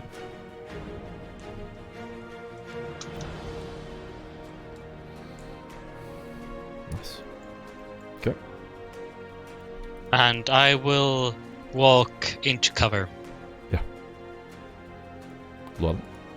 Oh wait, I can only get half an action. I'm standing there. Yeah, that's true. Llewellyn kind of just looking incredulously at Janeshi as she ignores the command to continue fighting. Stands up, taking her Gorgon chemical flavor and aiming it down sights. Quentin, particularly in her sights, as well as the fallen body of her ally Alaric. Divine intervention. Don't you? I fires. swear to God. Oh god. Everyone This is bathed gonna in get glorious personal. flames. This is gonna get personal. But this only affects enemies, right? It only It's affects enemies. it only. right? Yeah. However, Oh, thank like the Emperor himself comes down and gives a protective shield around her allies as the flames part around them like a water around stones, melting everyone else and leaving them completely safe. What's happening to the Your cover? cover, on the other hand, Yeah, Yeah, your your cover. cover's fucking ruined. Yeah, that thing's gone. The car as well. Yeah. It's fucking. You've destroyed the. Oh, It is gone. No, because I'm standing up. This only gives like cover to like the legs and stuff. And your GM body. cone. discretion, I think. It's a car. Yeah, half the car essentially. Doing it. Yes. Okay. Was it worth it? Totally Obviously, worth the it. one source sleeping can't dodge. So anybody who this guy, he can only jump off. How far is it going? 'Cause The 30 cone meters. is about 20. 20 meters. 20 So meters. cone is like Right. this, all the way off of the map. And with the dodges, I don't remember how far you move. Half uh, of the agility bonus. In yeah. meters. With the dodge? With the, Yeah. The dog can't dodge. This guy Can't if dodge he- either. If he's, He's down, out, he's he out. can't dodge. Yep. Only this guy So, can dodge. He how can much jump damage off does it if he take? wants. It takes 7. Oh, I have to re-roll. Hold Yep. on. Dash roll You got 1d10. rid of my only cover. There's more. Car's cover. still there. So that's No, the car's fucked. Jim just said. 13. Only half the car's fucked. 13 energy. Pin 2. And then I need to re-roll again. Anything less than my willpower bonus, I re-roll. Okay. So that's 9 armor damage and 8 toxic damage. 13 energy pin 2. But the 9 armor damage happens first, then 13 energy pin 2, then the 9 toxic if they make toughness tests. literally burns away their armor. Yeah, Yeah, that's the literally whole melts point. their That's the whole armor. point of the Gorgon flavor. Yeah. if they their armor loses 9, and if there's any left over, it goes straight to damage through toughness. So 9 armor damage. Anything left over goes straight to health. I imagine 13 the energy damage, pin 2. 8 toxic damage that ignores toughness and armor as well, but they make a toughness against that. I mean, I imagine that the It fuel should for kill this. everything. Right, they failed the toughness. So, So they take is outstanding. 8 straight, 9 armor, anything else straight, and then 13 energy. Gotcha. And yes, the fuel is very difficult to obtain. I was going to say, like, how many shots have you got left in that thing? I actually, when we were at the black market, I reloaded, and I have a tank, which is 30 shots, and a second tank, which is 30 shots. Oh, so you got plenty left. Then. Right now, yeah. What is it? Is it a backpack tank? Like, is Yes. it like a Flammenwerfer kind of? Yes, exactly. Okay. Subtlety to be damned, then. Yeah, I mean, so I don't walk around town with it usually. I leave it in the car. Leave it in the car. It's smoldering heap now. Awesome. That's why we have a second. And Janisha. Right. I am hardy, so I am always lightly wounded. So whilst the slightly insane woman is shrieking about continuing the attack and is currently burning everything away, Genetti will be attempting to stitch up to staunch the bleeding and close the wound around her lung in order to stop that from sucking away. The cover doesn't do anything against those flame attacks either. Yeah. No, but then you destroyed it in the process, don't you? So. Yeah. Right. So. Are you posing any penalties on me, GM, for the fact that she's continuing the fight? Who? I'm trying to patch up Llewellyn with Melegay. Who's just go screaming ahead and do a plus waving her flamer around crazily. Sorry, say that again, GM? Plus 0. Plus 0. Okay, that's fine. I'll just take my normal bonuses then. There you go. So that's 7 degrees of success. 106. 8 degrees. What's your intelligence bonus? My intelligence bonus is 4. So it's 12 wounds. Roll 1d10. Okay, let's see if I can get it right this time, shall we? So plus 20 health. Nice. That's why What does this look like? What happens? So Genetti just simply stabs her sword. Ow. Sorry. I didn't stab myself. She just jams she drops her chainsword on the bonnet of the car and just drops her bag as well. Just begins with fluid grace, just stitching up wounds, bandages going everywhere. It almost looks like a whirlwind of sutures and bandages and staples, and she just bolts everything back together and puts her in a state to carry on the fight. And just at the end, she just sort of leans back with out of breath. Fight with the Emperor's grace. Llewellyn ceases her incessant screaming for 1 second to look down at her patched up skin and just gives like this curt nod of thanks, and then continues to unload her flamer. Hehe. Sounds a bit like Michael Jackson though. Done. To be honest, you sounded like Samuel L. Jackson earlier when you were doing this whole speech thing to Alaric. Again. Then, Alaric, you are getting attacked. No. Jesus They're gonna attack Christ. the unconscious guy on the ground. Jesus I Christ. literally, you're my next stop. Why are you dying? No. I meant Perrin. Ah. This guy. Well, he'll probably be dying I mixed soon, up your too. icons because there was no name. Wait, I thought he was behind cover. What happened? No. No, I didn't. I realized I only had half an action that turn. Yeah. Okay. 100. Dodge, my friend. Dodge. You gotta dodge. I dodged before, right? Yeah. Yeah. There we go. So did the cyber dog or the cyber autonoma, did they die? Did someone Not say twice. inspiration? Really? Yeah, you can use your inspiration for that. They're shut down, though. It Yeah. seems. It was meant to be. The Emperor has ordained that 45 is exactly what you roll. Wait, God is damn that like any a, rerolls. is that like a roll 20 fart? That happens sometimes. Well, no, it's a natural thing. Like if you roll a D100, sometimes you're gonna get It the can exact same happen, result. Yeah. but I also Yeah. know that it sometimes happens when you roll several times very quickly. Like if you do it too fast. But yeah, that's probably not the case here. But Yeah. unfortunate. Well, fair. Let's see how bad I die. Yes. Where did you get hit? First off, you get hit in the body, and you take 9 energy, penetration 6.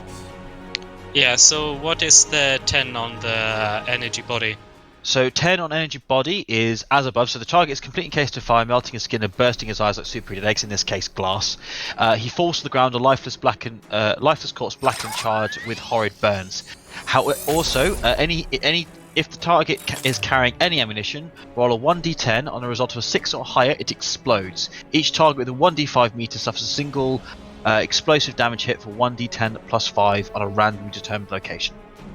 That can't damage them, pretty much. It doesn't. So it's fine, but you see this fireworks of explosions and fire, and what happens, Ben? Yeah, so I get bathed in this energy, and as I'm slowly melting down, my belongings melt with me turning to slag. The only thing that is protected is the small pouch from our homeworld that I'm holding close to my chest as I'm trying to bear through this. Yes. Alright. And, well, you get it at the end, but it's basically one attack, so it all happens very quickly. Yeah. And, then... Is there any point of doing that? No, they probably won't. Oh, god damn it. So then he is going to... Yeah, he's actually just going to stand there. And he's going to shoot at you, Quentin. Prepare to get evil stares, Llewellyn, as you've destroyed his cover. I honestly thought that all those things would be dead. There's so much damage. And that is... He's got pretty Do you good want to armor. dodge? You know, if he didn't miss the last 4 attacks, they might all be dead. Do not So put the it's blame really on his own Quentin. fault. Do not put the blame on Quentin. Quinn is doing his best there. Do you want to dodge? Yeah. Quentin? Has Maria said anything in the chat so that she's gone, I don't know. or She hasn't Is she written perhaps muted? anything. Are you muted? she's not muted? No, she's not muted. She might be AFK. Let's do the Oh, dodge look, check. what?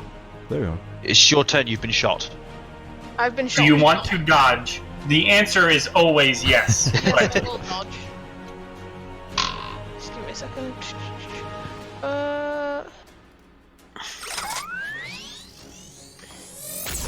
Hey! Nice. yes! Nice. That's two degrees of success, or It was Yeah. only one hit, and it Oh, wow, flies okay. past you, hits the side of the car, which is now a total wreck. This car is gone.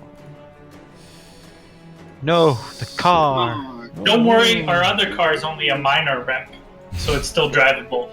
Like you've just taken out the headrest of the. I took out the headrest, and I think I might have sent the guy flying through the windshield. That's fine. Lark. It's fine. It's still drivable. I hope you've been keeping track of how. I how many have throws. 8. I Okay, have that's good. 8 rounds of stun left, so that's my turn. Oof. Alright. I smolder a little more. The smoldering intensifies. But I think it detensifies, but Oh. yeah, I'm still smoldering. There's still like steam rising from, and it smells horrid.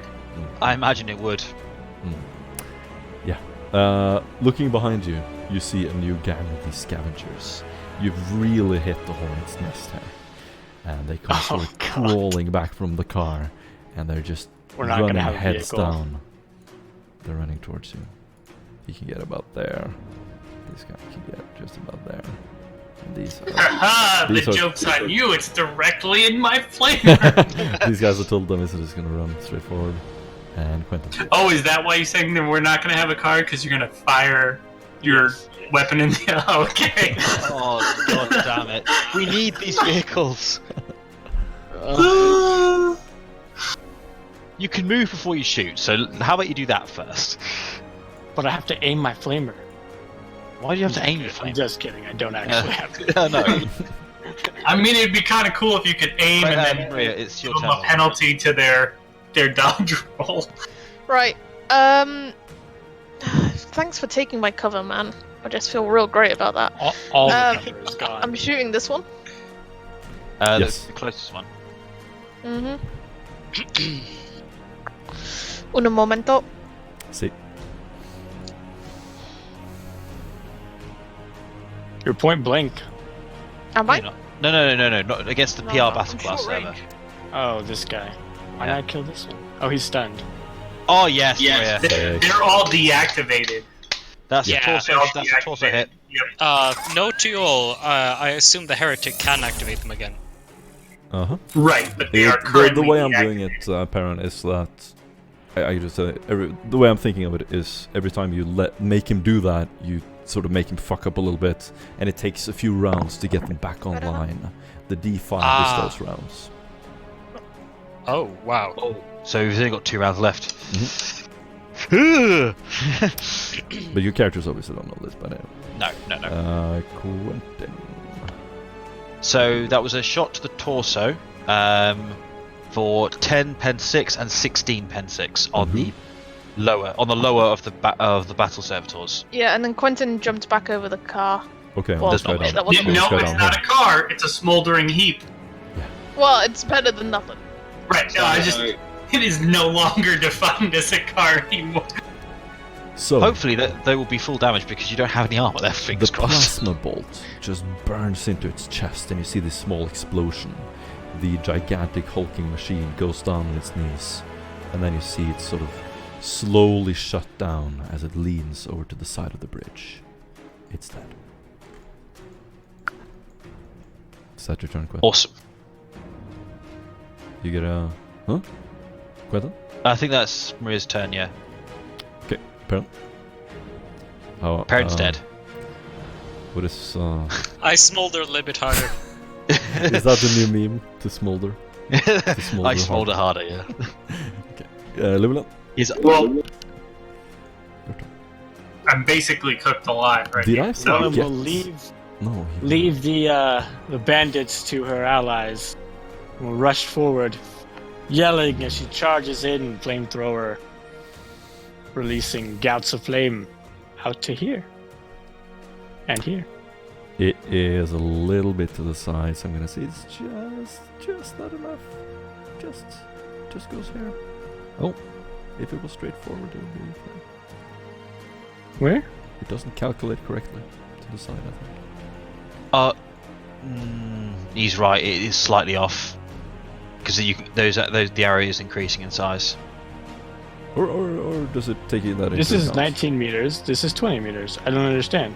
It doesn't take like the Trigonometry into account. Yeah. Yeah, There you it's, go. uh, That's the turn. Thank you. So it's not quite in range. You're literally like a meter short. I don't know. Yeah, you're probably better at that than me, Perrin. What do you think? I think it's not worthwhile calculating in this No. grid. It's easier to just go with what the grid tells. And Let's go with fuck that. the rest. You hit him. Okay. So, anyways, the cone would have been here to here. Mhm. So the other servitor and the heretic.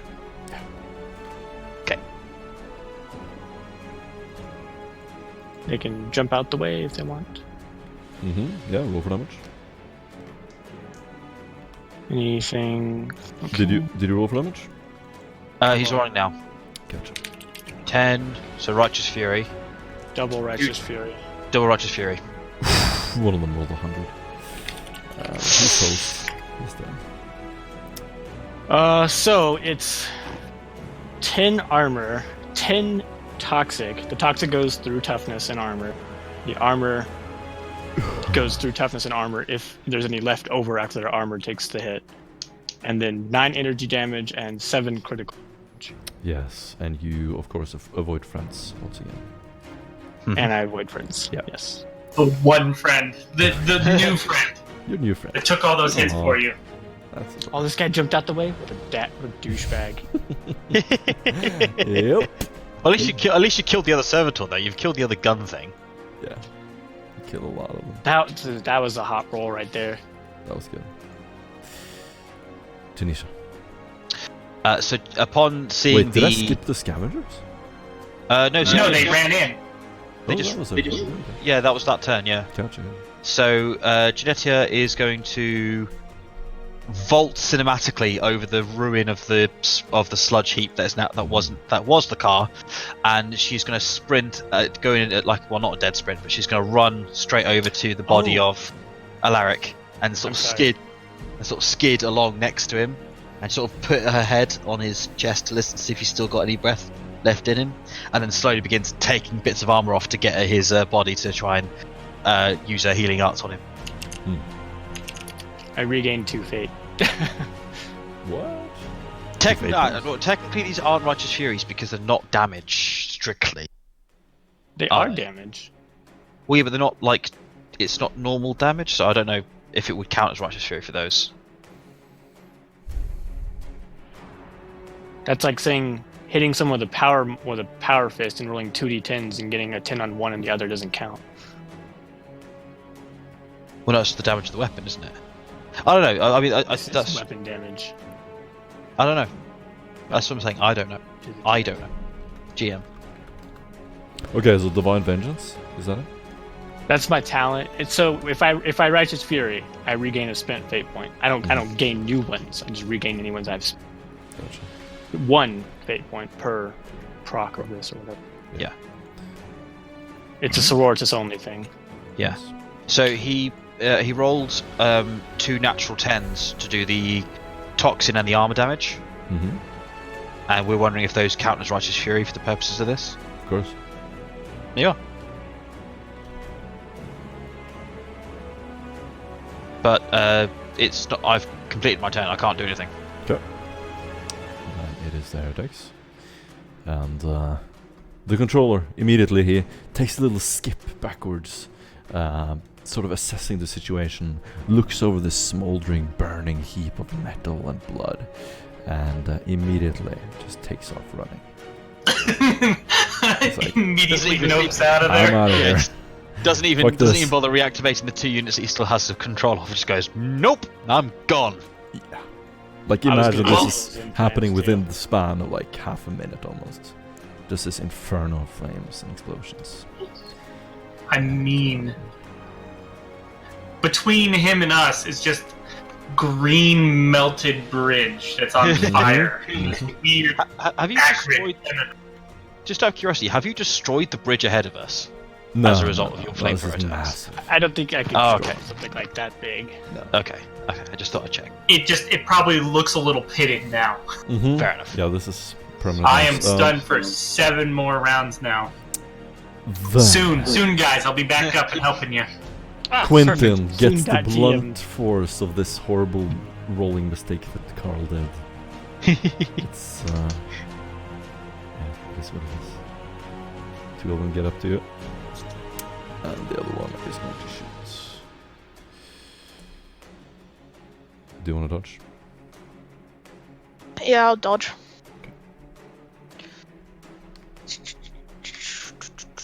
That is a last gun.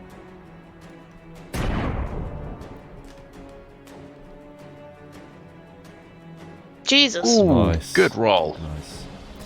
The last gun hits the car, the wreck of the car, and then you get attacked. That is a 9 to hit. So it's, blow to the head, right? This guy has a chain axe. A Oh, chain axe. that's not fair. He literally pulls out the chain axe from his trench coat and jams it into your head, and it starts burrowing in as you take 17 rending damage. Pen two. Oh god. Okay, there's pen what? Pen 2. 2. That's fine. So your armor affects 2 less. Yeah. So you should have soak up 8 then. And it was You how much take damage? 9 damage. 9. Alright, Quentin's still fine. So, Now the other guy. I swear I to dodged. God, No, I you got have shot. rolled You dodged the shot. insane this entire time. I rolled a 4 now. I think I've half my rolls have been under 10. Well, it's another blow to the head. Jesus. I call hacks. You need to redo this combat.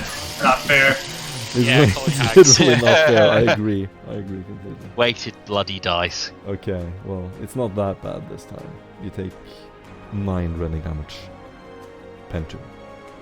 So 1 damage. So 1. Yep. I like how you said it's not that bad this time. There's two corpses of the players already. Oh, that happened last time as well. Right, someone's gonna get shot point blank in the face. Do you have a pistol? Yes. It's a plasma Okay. pistol. Oh, it's a plasma pistol? Oh, okay. I thought it was a gun. Alright, He's well, gonna shoot this one. Yeah, absolutely.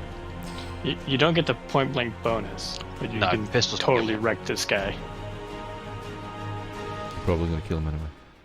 yes! Oh, I'm sorry, it's Melt a his plasma gun. face. It is. It's a plasma gun. Sick. If it's the gun, you can't use it. I thought you had a pistol though. You can absolutely use a plasma pistol. No, it's a plasma gun. It was a mistake. I've plasma always gun. remembered it as a pistol, though. No, I think Captain Sunroof or Admiral Sunroof. Sorry, Has a pistol. Had a pistol. has yeah. has a plasma pistol. Okay, Yeah. that's why I keep mixing them up. Yeah, can you use a plasma gun in melee range at all? Is the question. Okay, that's fine. Quentin can move. No, you just have penalties, I believe, to shoot. No, it's impossible to shoot. Is it impossible to shoot at point blank in melee? Impossible to shoot. No. Yeah. Okay. Can I say that I moved first and then shot GM? Absolutely. Yeah. So you move over there, and you still hit. I think they both get to swing at you, don't they? If they're meleeing, Yeah. Yeah, they would get a standard attack if you don't disengage, but then disengage is only half an action. No, it's a full action. Sorry. So Let them go and swing at me. Cool. you get to I can dodge. You dodge, still get to dodge. Yeah. Those are bold words from to say to a GM that hasn't rolled above a 20 this whole encounter. No, he has rolled. He has rolled 1/100. Okay. So Yeah. You cannot He's dodge rolled on a your few high. turn. You can only dodge as a reaction on another person's turn. So you can't touch. Then the first attack is actually gonna miss. Oof. swing and a miss. And the second attack is gonna miss. 92. Whee! That's the highest I've rolled. Except No, you rolled 100. Yeah, I was gonna say you rolled. Cool. Then it is a hit. Oh, sure, you missed the And pretty you can boy. shoot both of them once, too. Who do you if wanted shoot? to. 2 or 4? Maria, since they're standing next to each other. Yeah, you can actually. Or you could put 2 bullets in one guy. What do you want to do? I would say hit both of them. We can't hear you, Maria. You're mute. Maria. Maria. Yes, Maria. yes. Oh god, you What? already getting the songs, Maria. What? Do you want to hit 1 bullet on each or 2 in 1? I think I'm gonna go 2 and 1. I'll hit the one with the 4 underneath his name. Overkill. Not even gonna calculate it. He's completely just exploded. He's just a body of guts and bone and blood. And Perrin. Dead. I'll continue slowly chilling. Yeah, how is your smoldering going? Perrin? How are you smoldering? Level up. Alright. I'm gonna hop skip over this body. And I'm gonna make sure to aim in such a way that this dude down here cannot dodge. Why are you measuring from the body, not yourself? Because I can't aim. Good thing you don't have to aim with flavors. Yeah, exactly. Okay. So this Hang number on, 2 hang guy should I get shit wrecked, you but this fucking number 2 not. guy. I rolled a 2 For which one? to dodge. The first. The first one. Which one? There's The first one. Oh, so the guy, the guy in terrorist-looking guy. Terrorist-looking guy. Can Anyway. get out. The other guy's gonna get roasted. I rolled a 2. Well, at least you didn't roll a 1. This is insane. Well, he's gonna move out of the way. Alright, so The other guy is gonna the other come guy though, he takes 8 armor, 8 toxic, 12 energy pin 2. Good night. What does it look like? So she still has this like wild look in her eye, blood all over her chest and leg and arm, and she, blows up this giant cone of green flame out of her chemical flavor. She kind of like laughs maniacally, and she completely roasts what's left of the cover that Quentin was hiding behind. Yeah, and the car is just a That sad poor wreck. car. That That is poor great. car. This is like an You insult hate to that this car. The dude who's in front of her, he like jumps and dives forward into a combat roll and comes up next Yeah. with his, his chain axe or sword or whatever. But Beautiful. she beautiful doesn't even description. pay attention to him. She just keeps the trigger pulled down on the other guy, making sure that he melts. Special point, of course. Janisha. So, Janisha is completely focused on healing Alaric at this point. She's not even paying attention to the wild, hysterical screaming of the slightly insane woman that she saved and is now considering perhaps she shouldn't have, and is busy applying coolant gel to his roasted organs to try and keep them stable. She's taking more time with him than she did with Llewellyn, but she will make a Medicae roll. Yes. There we go. That is a very good success. Roll your d10. I do need to roll my d10. I keep forgetting that. 4. 4 and 9. 106 down to 46 is 7. It's 7. Yeah, 7 including the first. Yeah, so 7 plus 8. You get 15 health. But are you hardy? Do you have hardy? I do. So yeah, you take it all. You take it the full amount then. Does that have to heal my critical damage first? Yeah, it takes off your critical, then onto your normal instant. So what So was 18, it? so I lose my 7 critical, and then I gain 11 back. You gain. It's 15 total. Oh, 15 total? 15 total. Okay, so 7 and I gain 8. So I'm Yeah, at you gain 8. 8. I do not have any ability to get I you. think you're still stunned though. Yeah, I do not have any ability to stop you from being stunned, but you are now safe. As safe as anyone can be in this harsh, cold world. Medicaid stun? I don't think No, you need stim. You need stim. Tim's. That's right. He's running further away. Further away. Or frenzy. Frenzy makes him immune to stun. Alaric. How are you doing? I'm doing better, but I'm still unconscious. Gotcha. Well, you're not unconscious. You're just like in a state of shock. I'm as good as unconscious. How about that? Llewellyn. That's fair. Llewellyn.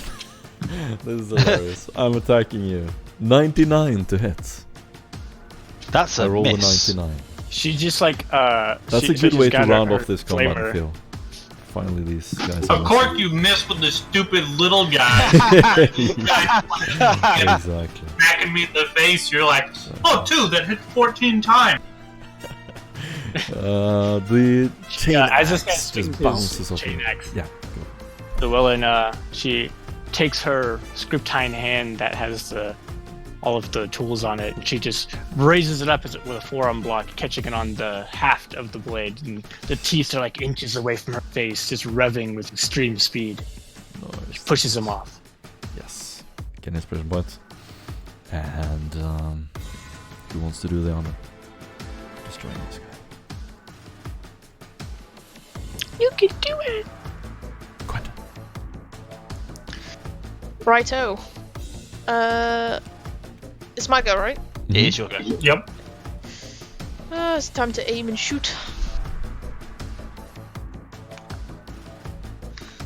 -10 for shooting into melee. Plus 10 for aiming, though. So just a straight roll. You're a close Or range. the short so range, plus obviously. Yeah. 10. And a standard shot plus 10. So plus 20. That's a hit. On Excellent. 24. Yes. Is- Quentin, It's what two- does this look like, 2 hits Quentin? for semi-auto. You are victorious. So Quentin just kind of bends down on one knee and he pulls up his plasma gun and he just presses his cheek against it and he's got a little smirk on his lips as they come into his sights and he just lets one off with a little jeer. Blam. The guy falls back. And with that, Quentin sort of emerges from the burning wreck. Smoke coming up from his gun. And you have defeated your enemies. That's out of 90, by the way, to heal Perrin. I'm gonna let you take a 20 on the rest of the guys because you're going to be able to kill them. Yeah. So we're not gonna bother. Oh, are these guys? I thought they were stunned or whatever. They're stunned, but we would they kill are them. stunned, but you're going to kill them. No doubt. I was gonna hack them. Oh yeah, go for it. We can do that in roleplay though. We don't need the map. Yeah, I thought we were out of combat, so I was gonna try to heal, our Cyber. Mm-hmm. Oh, he's dead. He's dead. He's Or did he dead. Did you I burn? would love to burn a fate point. Absolutely. Oh, when I say dead, like he's not like dead unconscious dead. I'm saying like he died and lost wounds. And Yeah. So she tries to heal him. Do you have Hardy? Nope. Okay, so you gain 2. You're at like -8. Yep, I'm at -8. Well, you don't get and you don't have the penalties for -8 though, do you? No, you don't get the penalties for it. GM, am I cool at piecing out here? I just need to Absolutely, go for Maria. it. Thanks for coming. No problem. Awesome Cheers. session, guys. See you next week. Cheers. Okay. What do I The roll end to of- hack these things? I The want a end of the cyber dog. session. The end of the session is you standing there in this pile of fire and smoke rising to the sky, and you're surrounded by your one vehicle. The other one is completely gone, and I'm assuming you just want to get out of there as fast as possible. I'm so glad. The dog with me. You take the dog with take you. the dog. Cool. Take the dog. Yes, the dog. Cool. I get a 6 degrees, 7 degrees. But yeah, so Whoa. that happens in the car. So the last scene is you guys driving off through the smoldering fire. You have to carefully navigate back and forth to get out of there. There's Janissa. no loot, is there? Let's see, there might be. Yeah, there are chain axes. Okay. However, I'm sorry, Janetta. There's no headrest for you. we can do all of this You like drive. logistic stuff later. But basically, the last Okay. scene is you driving across, and you see these flames behind you, and you come out another day out on the bridge. That's where we begin next session. So Oh, that's she's the end of just. the session. Thanks for coming, guys. No worries. And, Thanks for the session. Then it We didn't die. See, you kind of died. Oh well. Actually, I guess one of us sort of died. you died. Yeah. But I was basically dead. let's do all the loot and stuff. Basically, this is what you can get. You can get Adeptus Mechanicus robes. You can get a flak cloak. You can get a lumen capacitor. Utility I want that. Utility mech and dendrites. I want that as well. You can get a respirator. One of the thugs had it on. I've Yeah. already got one. You get a data slate. Useful to have. 2 left. Is everything that was on my body gone? No. Okay. All your But- ammunition is. Alright, how is that with needler ammunition? That's just for flair and the visual drawing of it. You don't actually lose Yeah. ammunition. You don't. Unless you want to roleplay that you did, I assume. Unless you really. I don't dedicate even it. know if I would have grabbed it from the car, seeing as I woke up and swung at people. Yeah. No. So I agree. You quite literally swung at people. Yeah, you did. You hit the dog. At you. You smacked it in the face. You said, "Bad dog, smack." Oh, it's even the dog that you're bringing back. I feel so Yes, bad sir. now. The same dog that abused you is sitting in the car, looking at you with his dead eyes.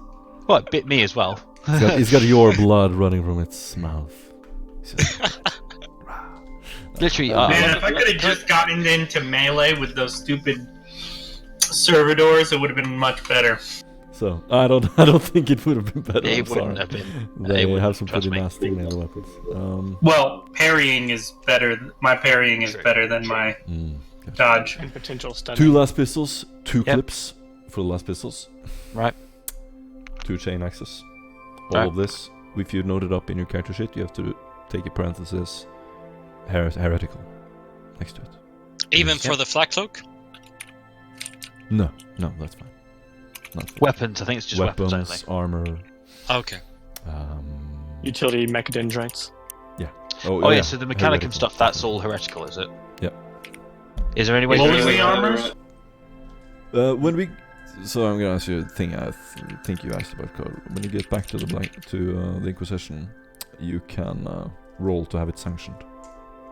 Okay, that's what I was going to ask. Everything Yeah. you bring with you. Yeah. But this is not a loot game like D&D, essentially. No. You more roll to get items with requisition. That is what you get. Yeah, I was going to say there's probably Basically, nothing. this is mission gear that we have for the rest of this mission, Exactly. and then Yeah. it stays behind. Fortunately, For this is a very example- long mission. So The last time that we did, last bridge encounter that I caused, It which was is very similar. it was very very similar, and we it was the managed to. exact same roll difficulty. Yeah. But we managed to scavenge some of the bolters, and we ended up using them